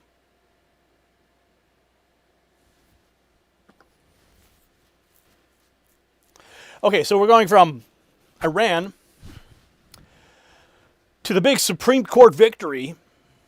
So much news today. Yeah, I wasn't really going to do a show today, honestly. I was like, but then I started just like getting into the headlines. I said, oh my goodness, this is too much. We can't leave it on the table. The American people need to know. Our viewers need to know. We got to bring them the truth. And you're here watching it all happen in real time. Make sure when these videos drop on X that you share them out, reshare them, whether you're watching on the Next News X account or at Trump Daily Posts, or if you're watching on YouTube, make sure you copy the link to the YouTube video and text it to your friends. That's the best way to do it. All right, let's go. Ron the Don, I hope you see my comment. What is your comment? I'm not sure. I see that comment.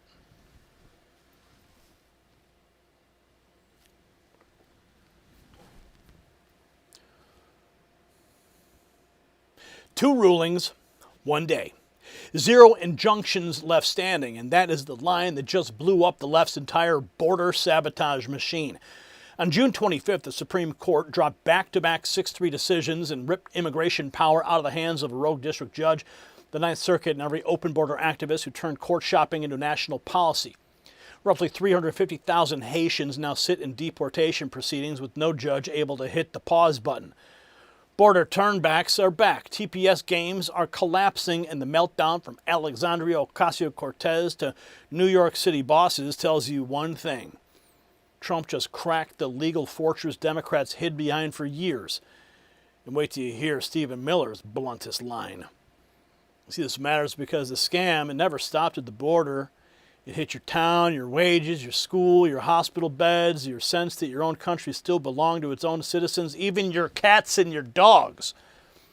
See, Democrats sold Americans a fraud. Called it temporary protected status. Buried it in lawsuits. Shot for an injunction in San Francisco, then turned temporary into permanent welfare, permanent labor dumping, and permanent demographic language. The Biden administration and supercharged that racket. President Trump just started gutting it. The Supreme Court ruled 6-3. First, federal courts generally cannot review TPS termination calls. Second, if you're standing in Mexico, you've not arrived in the United States under federal law, so you do not get an automatic asylum foothold. That means the metering and turnback authority activist judges froze for years can actually function again across 2,000 miles of border. This is sovereignty or surrender. Trump chose sovereignty. AOC chose cheaper labor. Laura Gillen chose dependency dressed up as compassion, and the country finally gets adults in charge again.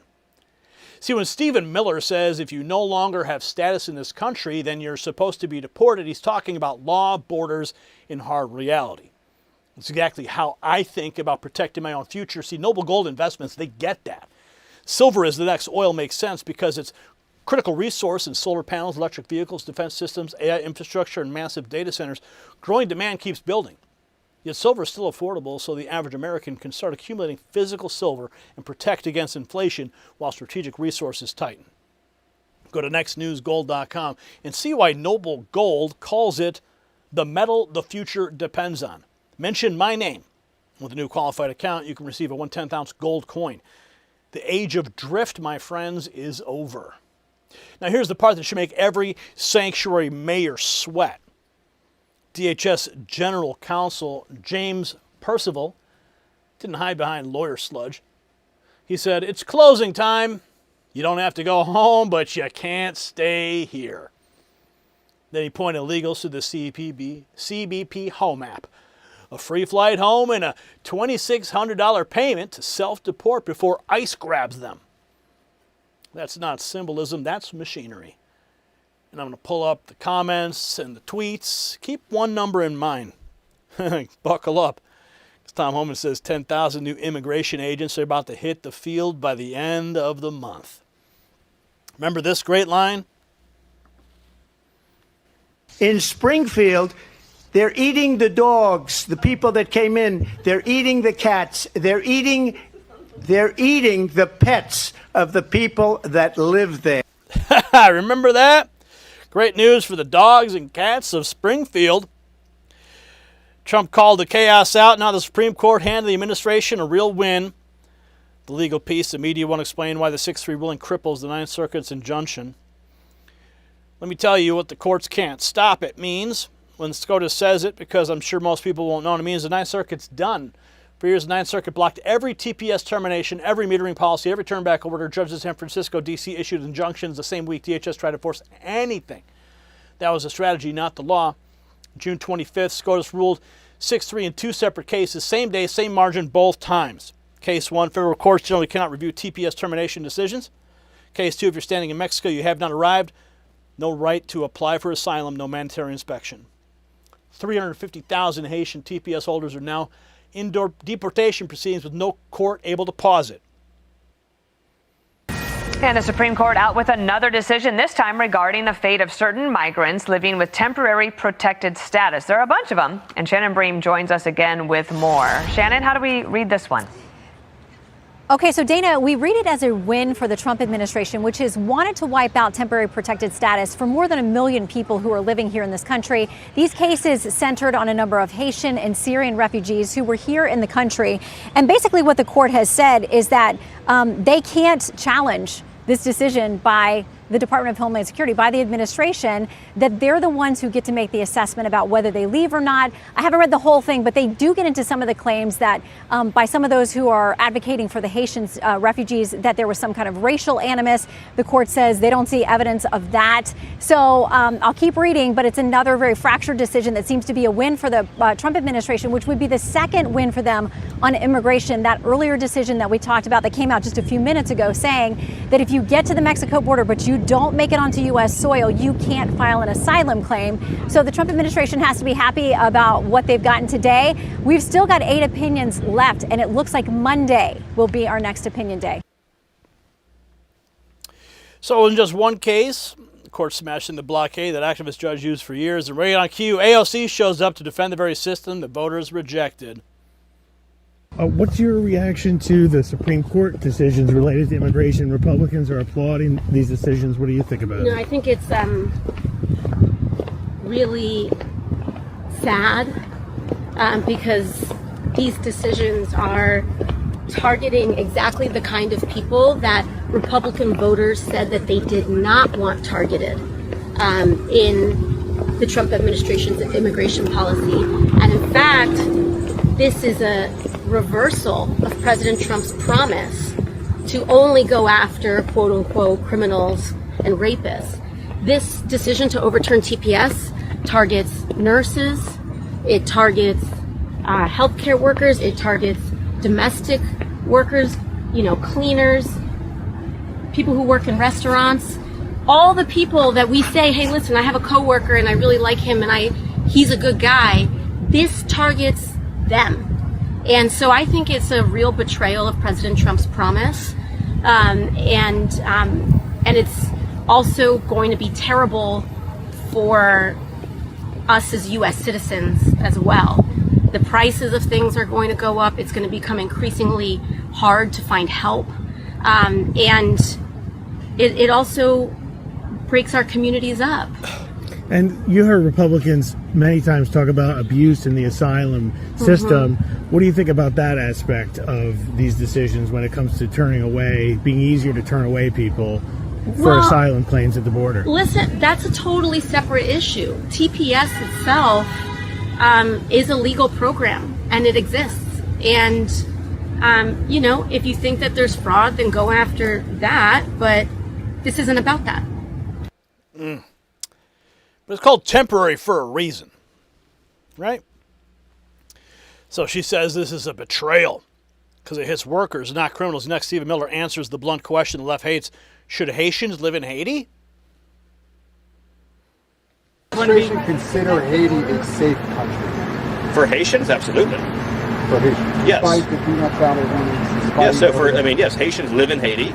It's not our position that Haitians should leave Haiti. I mean, it'd be crazy for us to say that Haitians couldn't live in Haiti. It's their country. Of course Haitians should live in Haiti. There's no viable asylum, or use a technical term here, CAT claim, or withholding claim, for any Haitian seeking relief from going back to Haiti, to their homeland.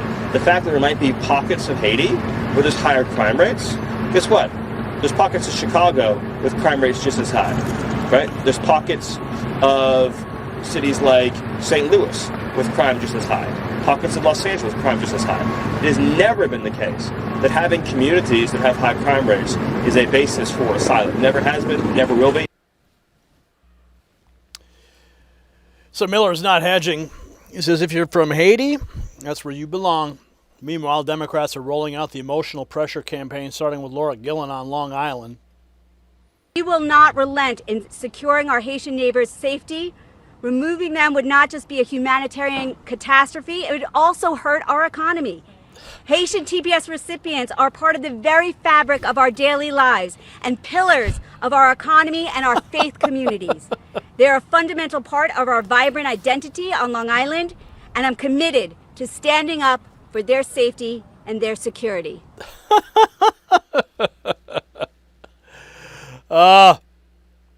Meanwhile, back at the White House, Stephen Miller makes the administration's point very clear.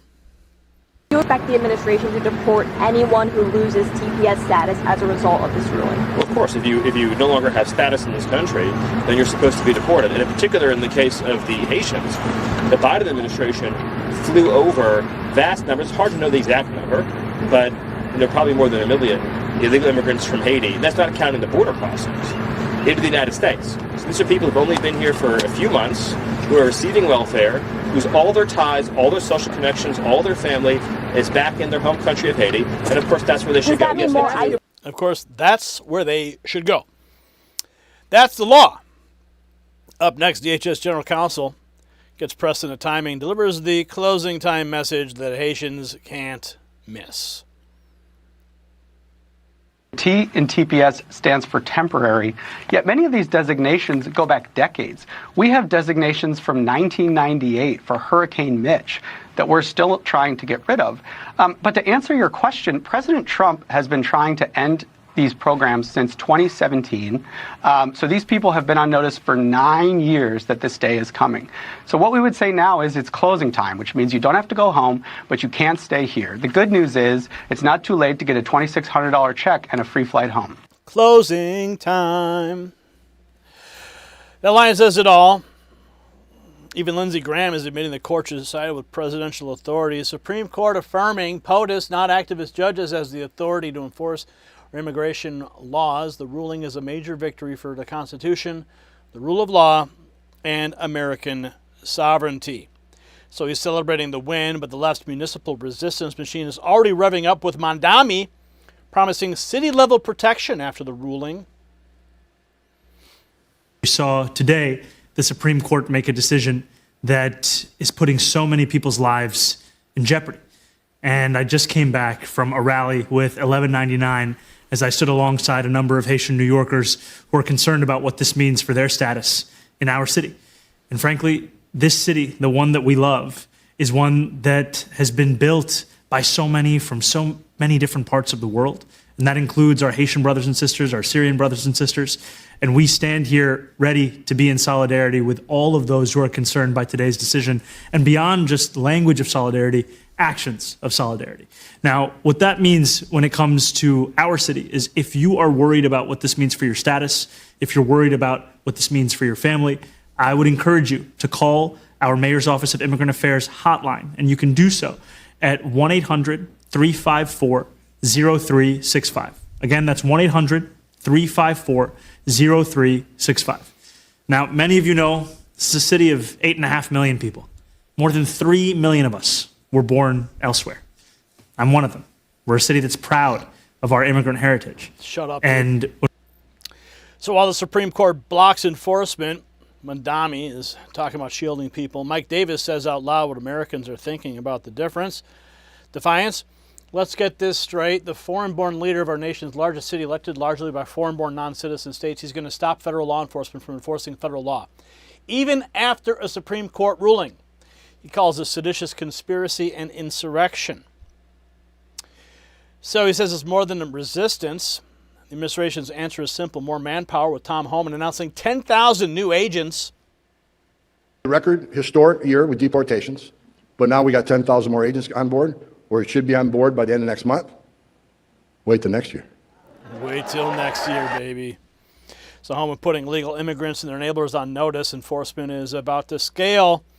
DHS sums up the ruling in one sentence: not tired of winning.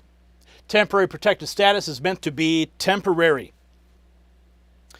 And now we have this. Winning, baby. So much winning. And this is exactly what a lot of Americans are thinking. It's over. It's over. Go home.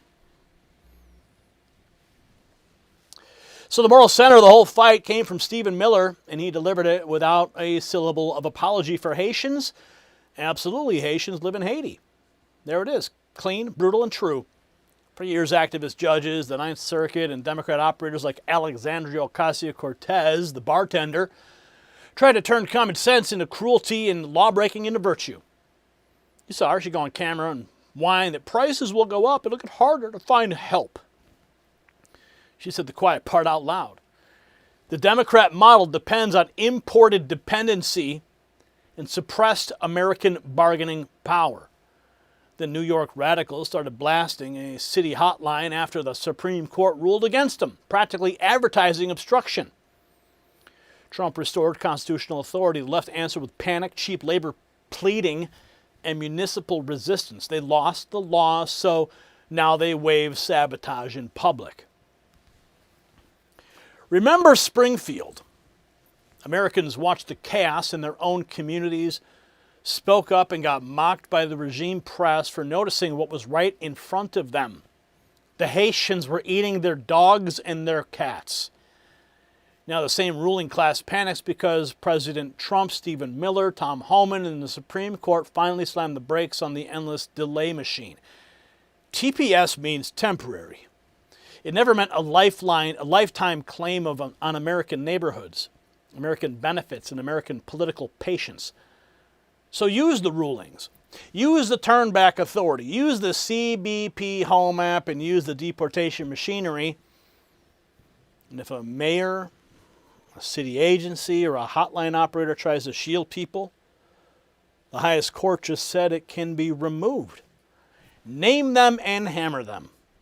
And drop your take below. Should ICE start with the cities openly signaling resistance like New York? Share this with the one person still trapped in the lie that activist judges run America. Well, not anymore, because Donald Trump does. And I want to make sure you stay on the inside track. I've read your comments. I understand. I understand your frustration. That's why I specifically set this number up. And thousands of patriots are already benefiting from it. I want to make sure you benefit too. Just text the words raw feed to 844-840-4963. Get the notifications that YouTube never sends direct from me right to your phone every night.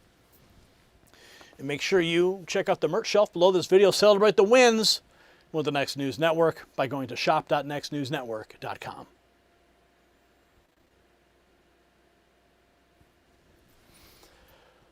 Whew! All right, guys. We are not done yet.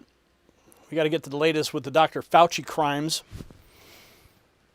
Yeah, FNA Ranger got a text notice. What up, what up? Yeah, the text just went out probably about less than 10 minutes ago. Yeah, what did it say? Yeah, because I get to let's see what they didn't want you finding today. Yes. That is the message. Okay. So we got some more news. Let's get into the Fauci story to get the latest on that criminal.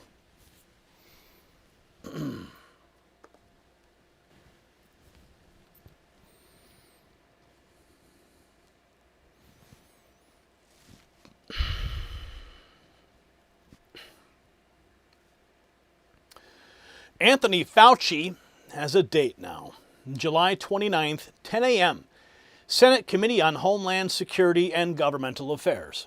And Rand Paul's not dragging him in for some sleepy Beltway chat. Paul says Anthony Fauci shaped the COVID narrative, hid the truth from Congress, and now his subpoena demands the documents, the emails, and the answers. Better yet, Paul says he has emails where Fauci told Francis Collins and others to read something and then destroy it. Destroy it. That's the detail that blows this wide open. Not a misunderstanding, not a memory lapse, a paper trail burial order. And now investigators just found Fauci's COVID phones and devices. Well, that's when the panic starts. See, the fight matters because COVID was not just a bad season in Washington. Anthony Fauci and the Biden machine helped turn one man's narrative into a national cage. Small businesses got crushed. Kids lost years. Families got locked apart from dying relatives. Screenings got delayed. Churches got shuttered.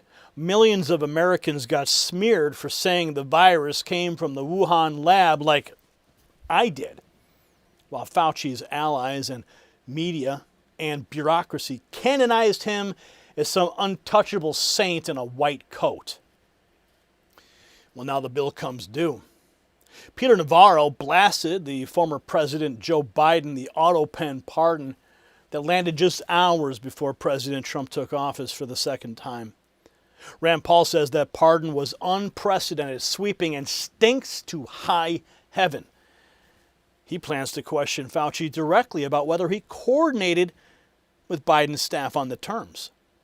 If Fauci lied to Congress, if Fauci destroyed records, if Fauci hid funding trials, then this was not incompetence. Anthony Fauci torched the country, got rich, and expected to retire under regime protection. See, Anthony Fauci had the country trapped in fear. So I pay attention when real tools help families reclaim their health at home without paid sessions. See, I first looked deeper after hearing Joe Rogan and Mel Gibson talk about serious health struggles, dramatic turnarounds, and red light-based therapy. See, Gibson says this stuff works. Then Jonathan Otto pointed me to red light therapy, and it hit home. My wife battled constant discomfort and anxiety and then started getting real restful sleep, improved recovery, and better energy. See, the science matters too. NASA-backed research, FDA-cleared devices, red and near-infrared wavelengths for deeper penetration, plus PEMF mass, infrared heat, and full-body coverage. Support circulation, reduce inflammation, and deliver cellular-level support for recovery and sleep. Go to myredlight.com, use NNN25 for individual items or NNN30 for bundles. See, Americans are done letting bureaucrats own their bodies. Now back to the part that Anthony Fauci can't spin away. See, Rand Paul says this is not just about bad judgment on TV. He says he wants Fauci under oath again about perjury, the auto pen pardon, and those messages ordering people to read it then destroy it. And just when Fauci thought the clock would save him, Kash Patel dropping the kind of update that changes everything. The FBI now found Fauci's COVID phones and devices. Someone pull up the tweets. So keep one thing in your head, because the evidence chase just turned physical. Senator Rand Paul dropping this. Some lists write themselves, and this is one of them. The to-do list, subpoena Anthony Fauci. Now the summons. Fauci ordered to appear before the Senate committee. He's been summoned to appear July 29, 10 a.m. before the Committee on Homeland Security and Governmental Affairs. So the paperwork makes it official. Next, Rand Paul explains why he says history should judge Fauci as a man who took reckless risks with American lives on Squawk Box, CNBC. Wrote in the Washington Post in 2011 that yes, there's some danger, but the danger is worth it. Even if a pandemic should occur from this type of research, the danger is worth it. I don't think the danger was worth it. There's been no great discoveries from gain of function, and he should be vilified throughout history and throughout all time for this unreasonable risk he took with all of our lives. So Paul laying out the moral case. Now Navarro goes further, zeroing in on the last-minute Biden auto pen pardon, why he says it shouldn't protect him. He writes that Biden's auto pen pardoned Anthony Fauci hours before Trump took office for the second time. His pardon is not legitimate. Here he is with Maria Bartiromo on Fox Business. The FBI agreed that the virus started in a lab, but Dr. Fauci almost certainly funded it, but somehow got to the FBI and the CIA to tone down their expectations and what they were saying publicly about it. So my question now is, you say, let's get Fauci back in to answer these questions. Well, he was pardoned. Right. And I can't even this really just boggles the mind. The fact that Joe Biden, or maybe Joe Biden's auto pen, pardoned Fauci literally an hour before President Trump was to take his oath of office for the second time. Why wait until the 11th hour to actually pardon Fauci? And if it was an auto pen, is it even legitimate? It's not legitimate. Fauci, I mean, think about that. A scientist getting pardoned who actually has the blood of millions of people on his hands. It's outrageous. I mean, look, we got to get everybody who was involved in that conspiracy, but Fauci needs to be held accountable. He's a millionaire with documentaries that have helped him, and it's like crazy stuff. He's not a hero. He is a true villain. And a murderer. Navarro questioning the pardon itself. Rand Paul follows with the bigger demand. The documents, the emails, the answers, he says Fauci kept from Congress. Fauci shaped the COVID narrative, hid the truth. My subpoena demands the documents, emails, and the answers he refused to give. Next, Navarro demands Congress widen the net and subpoena everyone tied to the COVID cover-up. He says, Congress, get off your ass. Subpoena not just him, but all the people who were involved.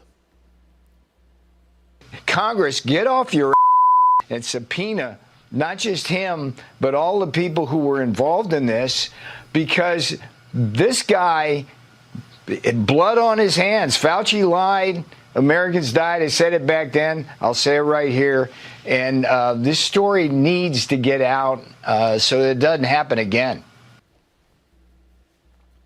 So he wants the whole network hauled in. Rand Paul picks it up from there, saying he plans to press Fauci on the pardon and possible perjury.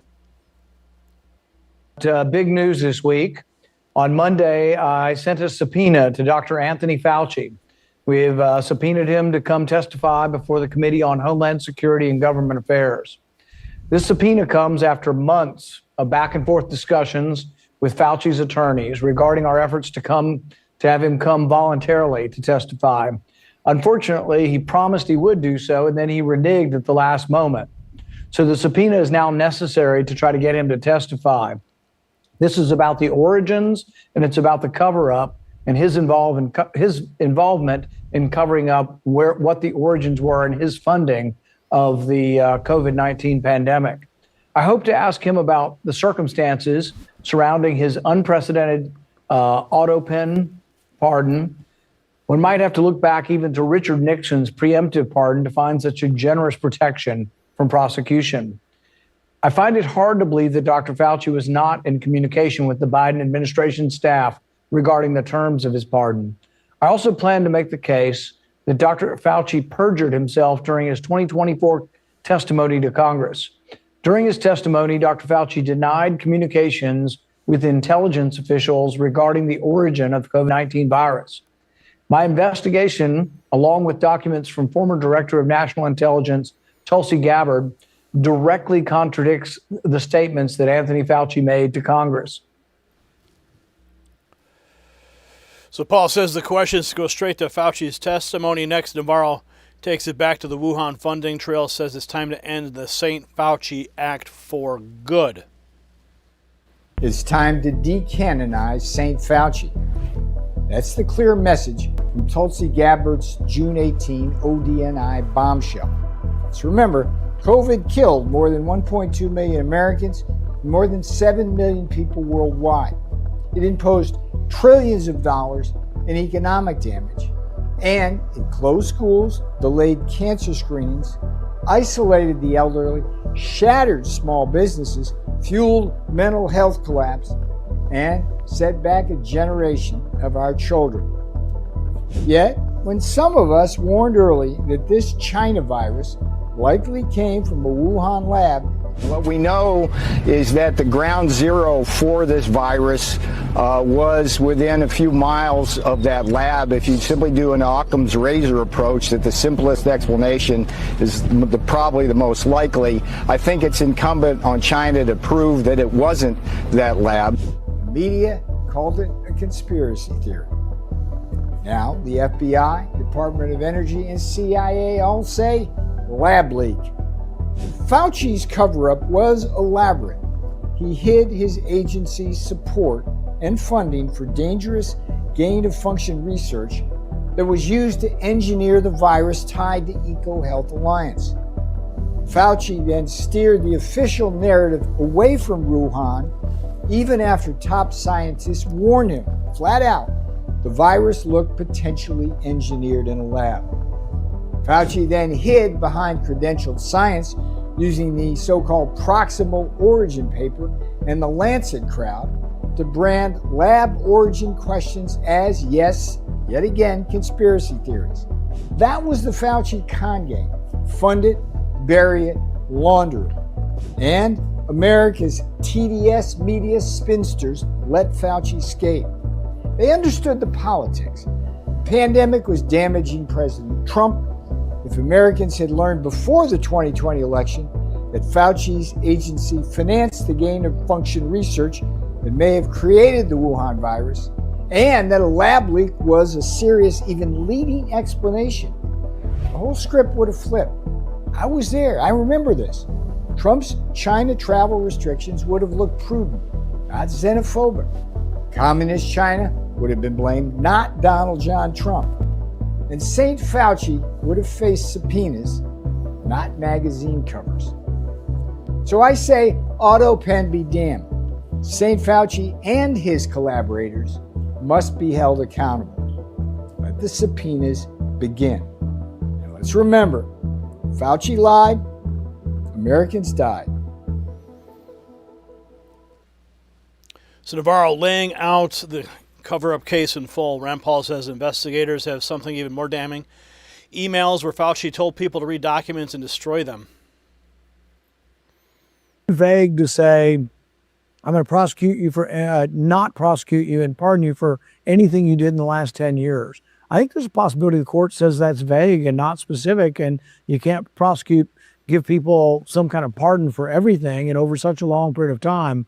I think there's a chance we'd win that. I think it ought to be fought. We have two clear-cut cases against him, lying to Congress, which is a felony, but also destroying public records. We now have emails that he distributed to Francis Collins and others saying, hey, read this and then destroy it. That is against the law. You're not allowed to do that in the executive branch. It's clear. You know, his only argument is, oh, it wasn't about government, and it clearly was, and I think a jury would decide. So I still would prosecute him. Next, Kash Patel says investigators have found Fauci's COVID-era phones and devices. I mean, we just had a great breakthrough this week on Fauci. So Senator Rand Paul, Senator Kennedy, and I hate naming names because I always forget people, are doing a great job with us on COVID origins. And we've got multiple investigations open on that. But they had always been looking for Fauci's original phone, or not original, but phones and devices he used while he was Fauci back in Trump one during COVID. And nobody had found it till 2 days ago. Really? Yeah. Now, look, your audience and everybody listening to it shouldn't jump to the conclusion everything's in there. We'll look at it.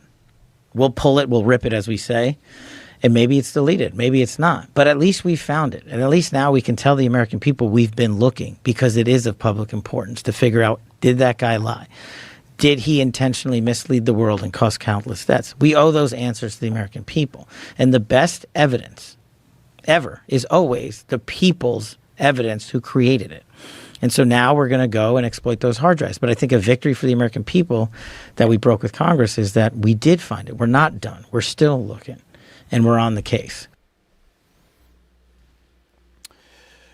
Next, another front line of the COVID accountability fight. Charges dropped against Dr. Kirk Moore, the hero who distributed vaccination cards, administered saline solution instead of the jab. Going here, what are your thoughts about right now that you're seeing all this? Just seeing people I haven't seen in years come over and stand with us and support. It's unbelievable. So when you, this is why you did it, right? Because you love the people you that are here. I did what was right. You know, I didn't have anybody in mind except for just doing what was right. So it wasn't for me, it wasn't for Elena, it wasn't for kids, it wasn't for anybody, it was just doing what's right.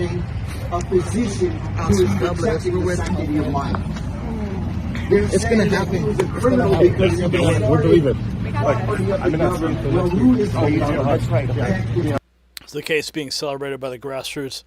To close this out, Rand Paul comes back with the legal bottom line, says there's still a criminal case against Fauci. Is it too vague to say, I'm going to prosecute you for, not prosecute you and pardon you for anything you did in the last 10 years? I think there's a possibility the court says that's vague and not specific, and you can't give people some kind of pardon for everything and over such a long period of time. I think there's a chance we'd win that. I think it ought to be fought. We have two clear-cut cases against him: lying to Congress, which is a felony, but also destroying public records. We now have emails that he distributed to Francis Collins and others saying, hey, read this and then destroy it. That is against the law. You're not allowed to do that in the executive branch. It's clear. You know, his only argument is, oh, it wasn't about government, and it clearly was, and I think a jury would decide. So I still would prosecute him. So the moral center of the story sits right inside one line: read it and destroy it.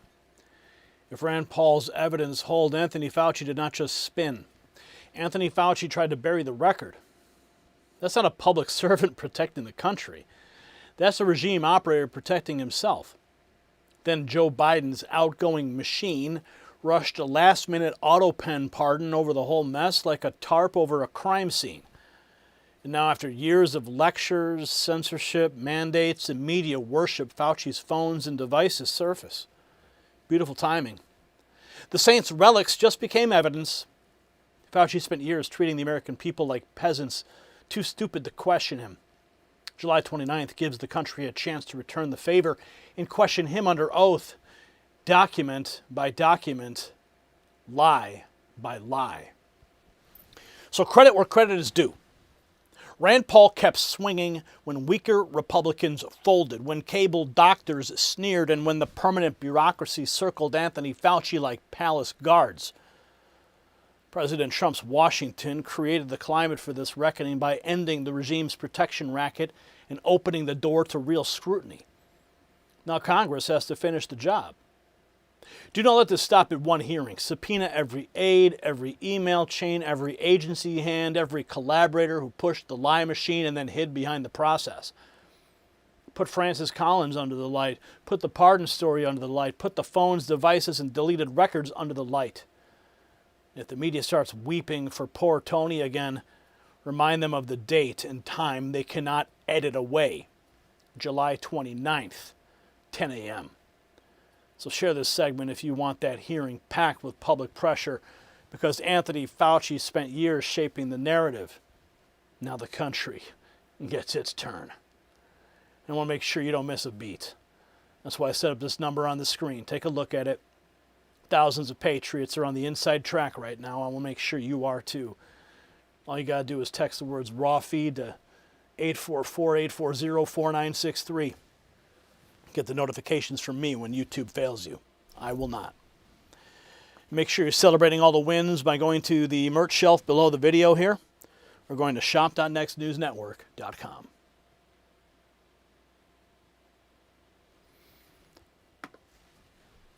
All right, folks, we have got one more story in the hopper for you tonight on Friday before the big weekend ahead of us. Whew, I can't wait for that day. July 29th, man. Write it down. I'm going to try to plan a trip to D.C. just for that moment. Maybe I'll get to ask Fauci how he sleeps at night. Anyway, let's check in with another criminal, Ilhan Omar.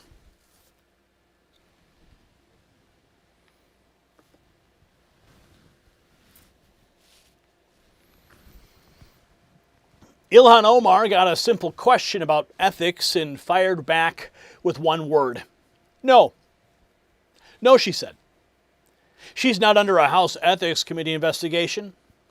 That came after James Comey referred her revised financial disclosure forms over what the reporter called $2.9 million differences. Then she drifted into a word salad and tried to wave the whole thing away. That one moment you're about to see says everything. See, the Democrat machine, it never apologizes. It just denies, it smirks, it stalls. And while Omar shrugs off millions on paper, Trump's team is dragging fraud fugitives back from overseas and smashing the racket that bled your money dry. Same country, two completely different governments, and the details get even uglier. See, this matters because the people who built this fraud machine did not steal from some abstract budget line. They looted your paycheck, your healthcare system, and the basic trust that keeps the republic alive. See, under the Biden administration, bureaucrats ran a pay and chase system so insane it sent money first and then checked later. Translation? Open season on taxpayers. That insanity fed Medicare fraud, Medicaid fraud, tax refund fraud, and welfare abuse on a national scale. Meanwhile, the Democrat protection racket kept running interference. Ilhan Omar brushed off a $2.9 million disclosure discrepancy. Keith Ellison got tied to bribery accusations involving Somali fraudsters. Ellison pulled a $110,000 Minneapolis City Council salary while attending Harvard and then squeezed for taxpayer-funded travel, on top of a $57,000 stipend. In Washington, Democrat witnesses defended snap absurdity, while one state alone counted more than 14,000 luxury vehicles owned by food stamp enrollees, including 11 Lamborghinis. That's not compassion. That's a cartel with government badges and activist talking points. Jeremiah Ellison pulling $110,000 while taxpayers get buried in government fine print tells you how these scams survive, through confusion. See, Medicare, it runs on the same racket. Mailers, robocalls, endless jargon. The Medicare confusion industrial complex. It keeps seniors stuck. Chapter, though, cuts through it simple by design. One call, one advisor. They look at your doctors, look at your prescriptions, your whole situation. They tell you the truth. No propaganda, just facts. See, they work for you, not big insurance. If you're already on the right plan, they'll say it. If not, they can help you switch. Last year, people who found new plans with Chapter saved an average of $1,100. See, it's free. It takes under 20 minutes. All you got to do is call that number you see on your screen, 910-728-4109. The system that's built to stall and bury answers, Chapter gives you clarity fast. Stop letting bureaucratic confusion raid your wallet, too. Now, here's the part the legacy media will bury under 12 layers of excuses. See, the welfare scam artist didn't even bother hiding the punchline. In one state alone, food stamp enrollees owned more than 14,000 luxury vehicles. Not pickups, not work vans, luxury cars. 3 Ferraris, 11 Lamborghinis. And when Representative Brandon Gill asked a Democrat witness what was nutritional about Coca-Cola, she froze and hid behind the words, "I'm not a nutritionalist." We're going to pull up all the tweets and present them to you because the country can smell the fraud right now. Congresswoman Ilhan Omar says she's not currently under a House Ethics Committee investigation. House Oversight Committee James Comer says he's referred Omar's revised financial disclosure to ethics. What if I ask you about House Oversight Committee referring you to the Ethics Committee for an investigation over your financial disclosures? Are you under an Ethics Committee investigation? No. No. We go over this all the time. Yeah, well, there's more reporting about the possibility of that over the 29 million differences in the financial. That it might rain on this sunny day. So. Hey, Congresswoman, what if I ask you about House Oversight Committee referring you to the Ethics Committee for an investigation over your financial disclosures? So, Omar's defense there was one word, no. But in Minnesota, the questions about public money and insider privilege didn't stop with her circle. Keith Ellison's son under microscope for salary, stipend, and travel drama. Amid the revelations that Minnesota Attorney General Keith Ellison met with and took bribes from Somali fraudsters, now revealed his son has been collecting a $110,000 salary, extorting taxpayers out of $57,000 living expense stipend from the Minnesota City Council while attending Harvard. This morning, Jeremiah Ellison was among the outgoing city council members to get an honorary resolution for their years of service. So I give my gratitude to the North Side. But one issue not mentioned, where he's been the final 5 months of his term. Harvard University as a Loeb Fellow. R.J. Coles first broke this story this summer, and it caught some off guard. His Ward 5 constituents deserve a council member who shows up. Ellison is splitting his time between here and Cambridge, Massachusetts. He's still earning his $110,000 city salary on top of a $57,000 stipend from Harvard. Now 5 Investigates has obtained these internal emails showing Ellison's office wanted more. They requested the Ward 5 budget to cover travel expenses, specifically round-trip travel between Minneapolis and Boston, so Ellison could attend city council meetings every other week from August to the end of the year. In response to Ellison's request, the city clerk acknowledged the prestigious program, but said it's a personal professional development opportunity, and travel for this purpose is not allowed. It's very disconcerting. We sat down with 2 very engaged Ward 5 residents. As a retired math teacher, I can't imagine asking my students to pay for me to commute to and from school. We are his constituents. That's the pattern voters are sick of, connected Democrats treating taxpayer money like a personal tab. Next, a California man admits massive Medicare Medi-Cal fraud scheme to rip millions from the people, footing the bill. Dr. Oz posting $11 million in false claims to Medicare and $85 million in false claims to Medi-Cal. James Schufer-Price III pleaded guilty to defrauding American taxpayers. He faces up to 13 years in prison and a $500,000 fine when sentenced. Great work to all the people involved taking down another bad actor. North Carolina man admits orchestrating healthcare fraud kickback scheme that stole $60 million from taxpayers. So the guilty plea, one piece of a bigger theft machine. Now we go to Texas, where investigators say a shell company operation tied to multi-billion-dollar Medicare fraud network. Another massive healthcare fraud network been broken up under Trump administration. The Biden administration implemented a totally insane pay and chase system where checks were done only after fraud payments were sent out. Trump has reversed that.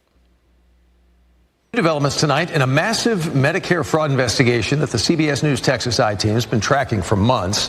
What started with suspicious charges on seniors' Medicare statements led us to a small Austin office. It is now linked to a multi-billion-dollar international fraud scheme. This thing is huge. And this man, who I'm going to show you in a photograph, just named in the case, was just brought back to the United States after being captured overseas.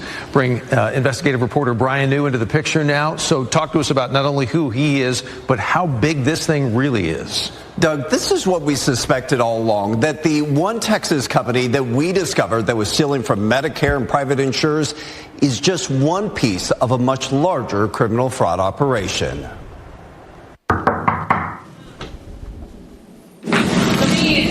When we walked into this North Austin office 6 months ago, hi, how are you? We saw the alleged operation up close. Boxes packed with medical and insurance records, and 2 employees who told us they knew nothing about what was going on. Oh, wow.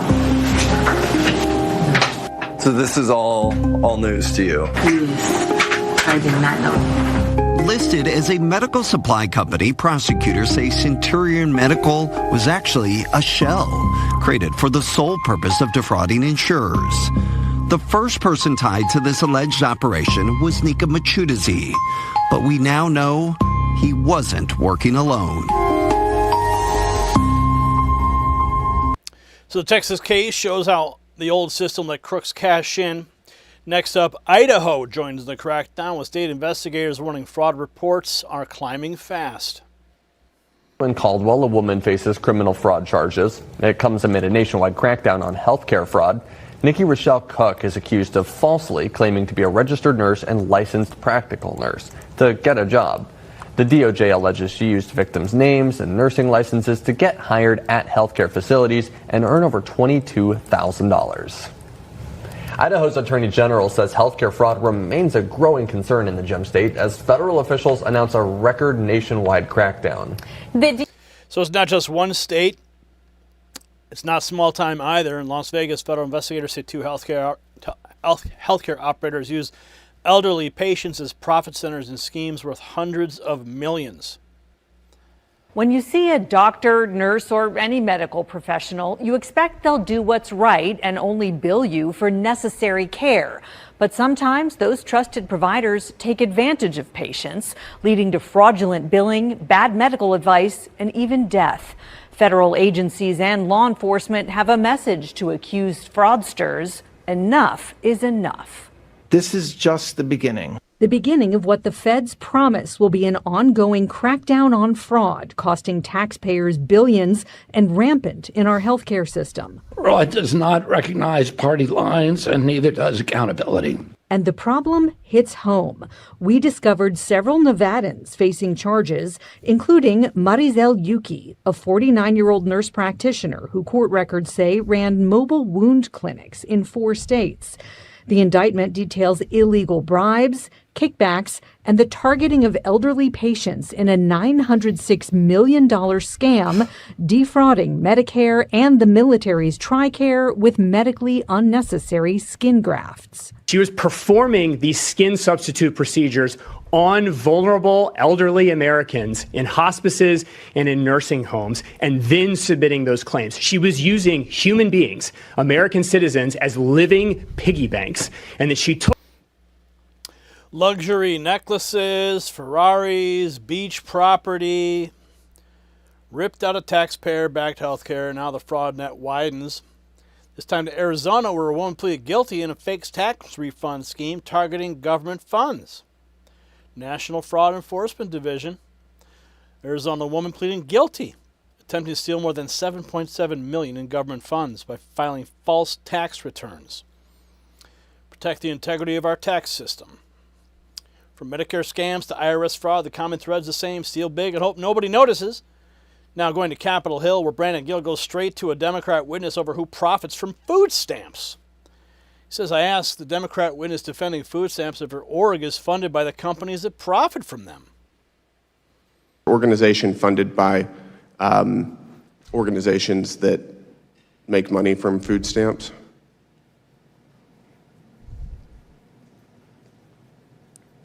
Do organizations who profit off of food stamps fund your organization or businesses? I mean, I can't comment to that. Happy to talk about the research that needed. Does General Mills fund your organization? I don't have access to that information. I do. It's right here. They do fund your organization. Do they profit off of food stamps? Retailers are the major beneficiaries. Do you think that that's a conflict of interest? That's where EBT dollars are utilized. Yes, and they're profiting off of your advocacy. Do Do you think that that's a conflict of interest?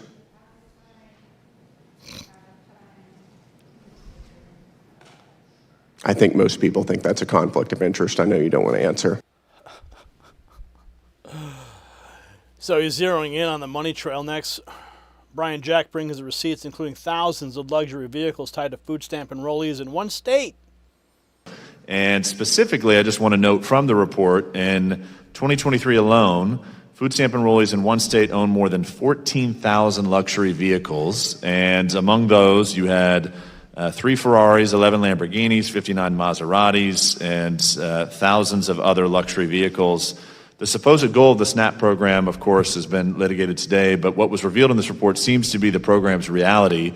Help this committee and the constituents back home understand, how does a program dedicated to feeding low-income families end up subsidizing Lamborghinis and Bentleys? People make false statements on applications. So the answer is basically the confession. The system's begging to be abused. Next, Gill follows by asking an even simpler question the witness still can't handle. What exactly is the nutritional value of Coca-Cola? SNAP stand for? Is a supplemental nutrition assistance program. What's nutritional about Coca-Cola? I am not a nutritionist. I am a food security expert in ensuring that individuals have the food resources that they need. This is a common sense question. All of these have been common sense questions. I'm just asking you, is there nutritional value to sugary sodas? It's a yes or no question. I am not an expert. I would have to look at the dietary guidelines. You're not an expert. I don't think that there's nutritional value to sugary sodas. I think most people in this room would agree with that assessment. So she couldn't explain why taxpayers should subsidize soda through so-called nutrition. Next, the reaction, the smug grin while dodging basic common sense. Why does she have that weird smirk even when she couldn't handle the question? I'm not a nutritionist. I'm a food security expert. What is a food security expert? So the hearing room smirk says plenty about the swamp treating reality. Now we end with a very different message from the Trump-era law and order side. Kash Patel highlights 4 foreign transfers of custody in major fraud cases across 4 continents. This FBI continues to make history in bringing to justice alleged fraudsters and criminals running from American justice, no matter where they try to hide. Executing 4 different foreign transfers of custody for over $5 billion in collective fraud across 4 different continents in a single day is a monumental feat and a credit to this workforce, our Justice Department, and the Trump administration's brilliant leadership and our outstanding foreign partners. FBI executes 4 foreign transfers of custody in major fraud cases. So the peak of the story sits in that shameless Omar answer, no. One word, flat, defiant. James Comer had already referred Ilhan Omar's revised disclosure forms after that $2.9 million difference. She didn't clear it up. She didn't level with the public. She stonewalled. That's the same instinct that let the Minnesota machine rot in public. Keith Ellison orbiting bribery accusations involving Somali fraudsters. Jeremiah Ellison cashing an $110,000 salary while at Harvard and pressing for more taxpayer money, all under the sanctimonious banner of equity and representation. Name it. The identity politics shield did not clean up corruption. It armored corruption, and now Trump's team is ripping the armor off while the Democrat class panics because adults are back and the paperwork finally matters. So here is the verdict. The Trump administration is doing what a serious government does. Busting fraud rings, hauling fugitives back from 4 continents, charging more than 400 people in a $6.5 billion healthcare fraud sweep, and clawing back money from parasites who treated America like an ATM. That's leadership. That's enforcement. That is moral clarity. And every politician who fed this racket or covered for it needs to answer by name. Ilhan Omar needs to answer for that $2.9 million disclosure mess. Keith Ellison needs to answer for the corruption cloud around his network. And every bureaucrat who signed off on the pay and chase needs to get hauled into the light. The country cannot rebuild trust while crooks in suits and activists with grants keep on walking around. So share this segment if you're done funding the scam and drop your take below if you want every penny traced and every name exposed. We're not letting this one get memory hold, folks. We're not letting these videos get memory hold either, and that's why we set up this telephone number just for you, and thousands of patriots are getting the truth delivered direct. What do? What are they doing? They text the words raw feed to 844-840-4963. We're bypassing the algorithm, bypassing the missed notifications, and going direct to your phone from me when it matters most. Don't miss the boat. Text raw feed to that number on the screen. And don't miss the celebration. Pick out some gear you like at the merch shelf below this video or go to shop.nextnewsnetwork.com.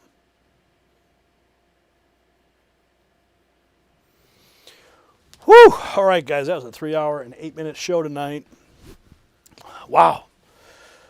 A whole extra hour, man. You guys got the bonus. I almost didn't do a show, but the news was so spicy. So spicy tonight. Quite a Friday. Well, I'm going to start my weekend now. I'm going to keep celebrating my birthday. Yes, I turned 49 yesterday. And the celebration lasts all weekend.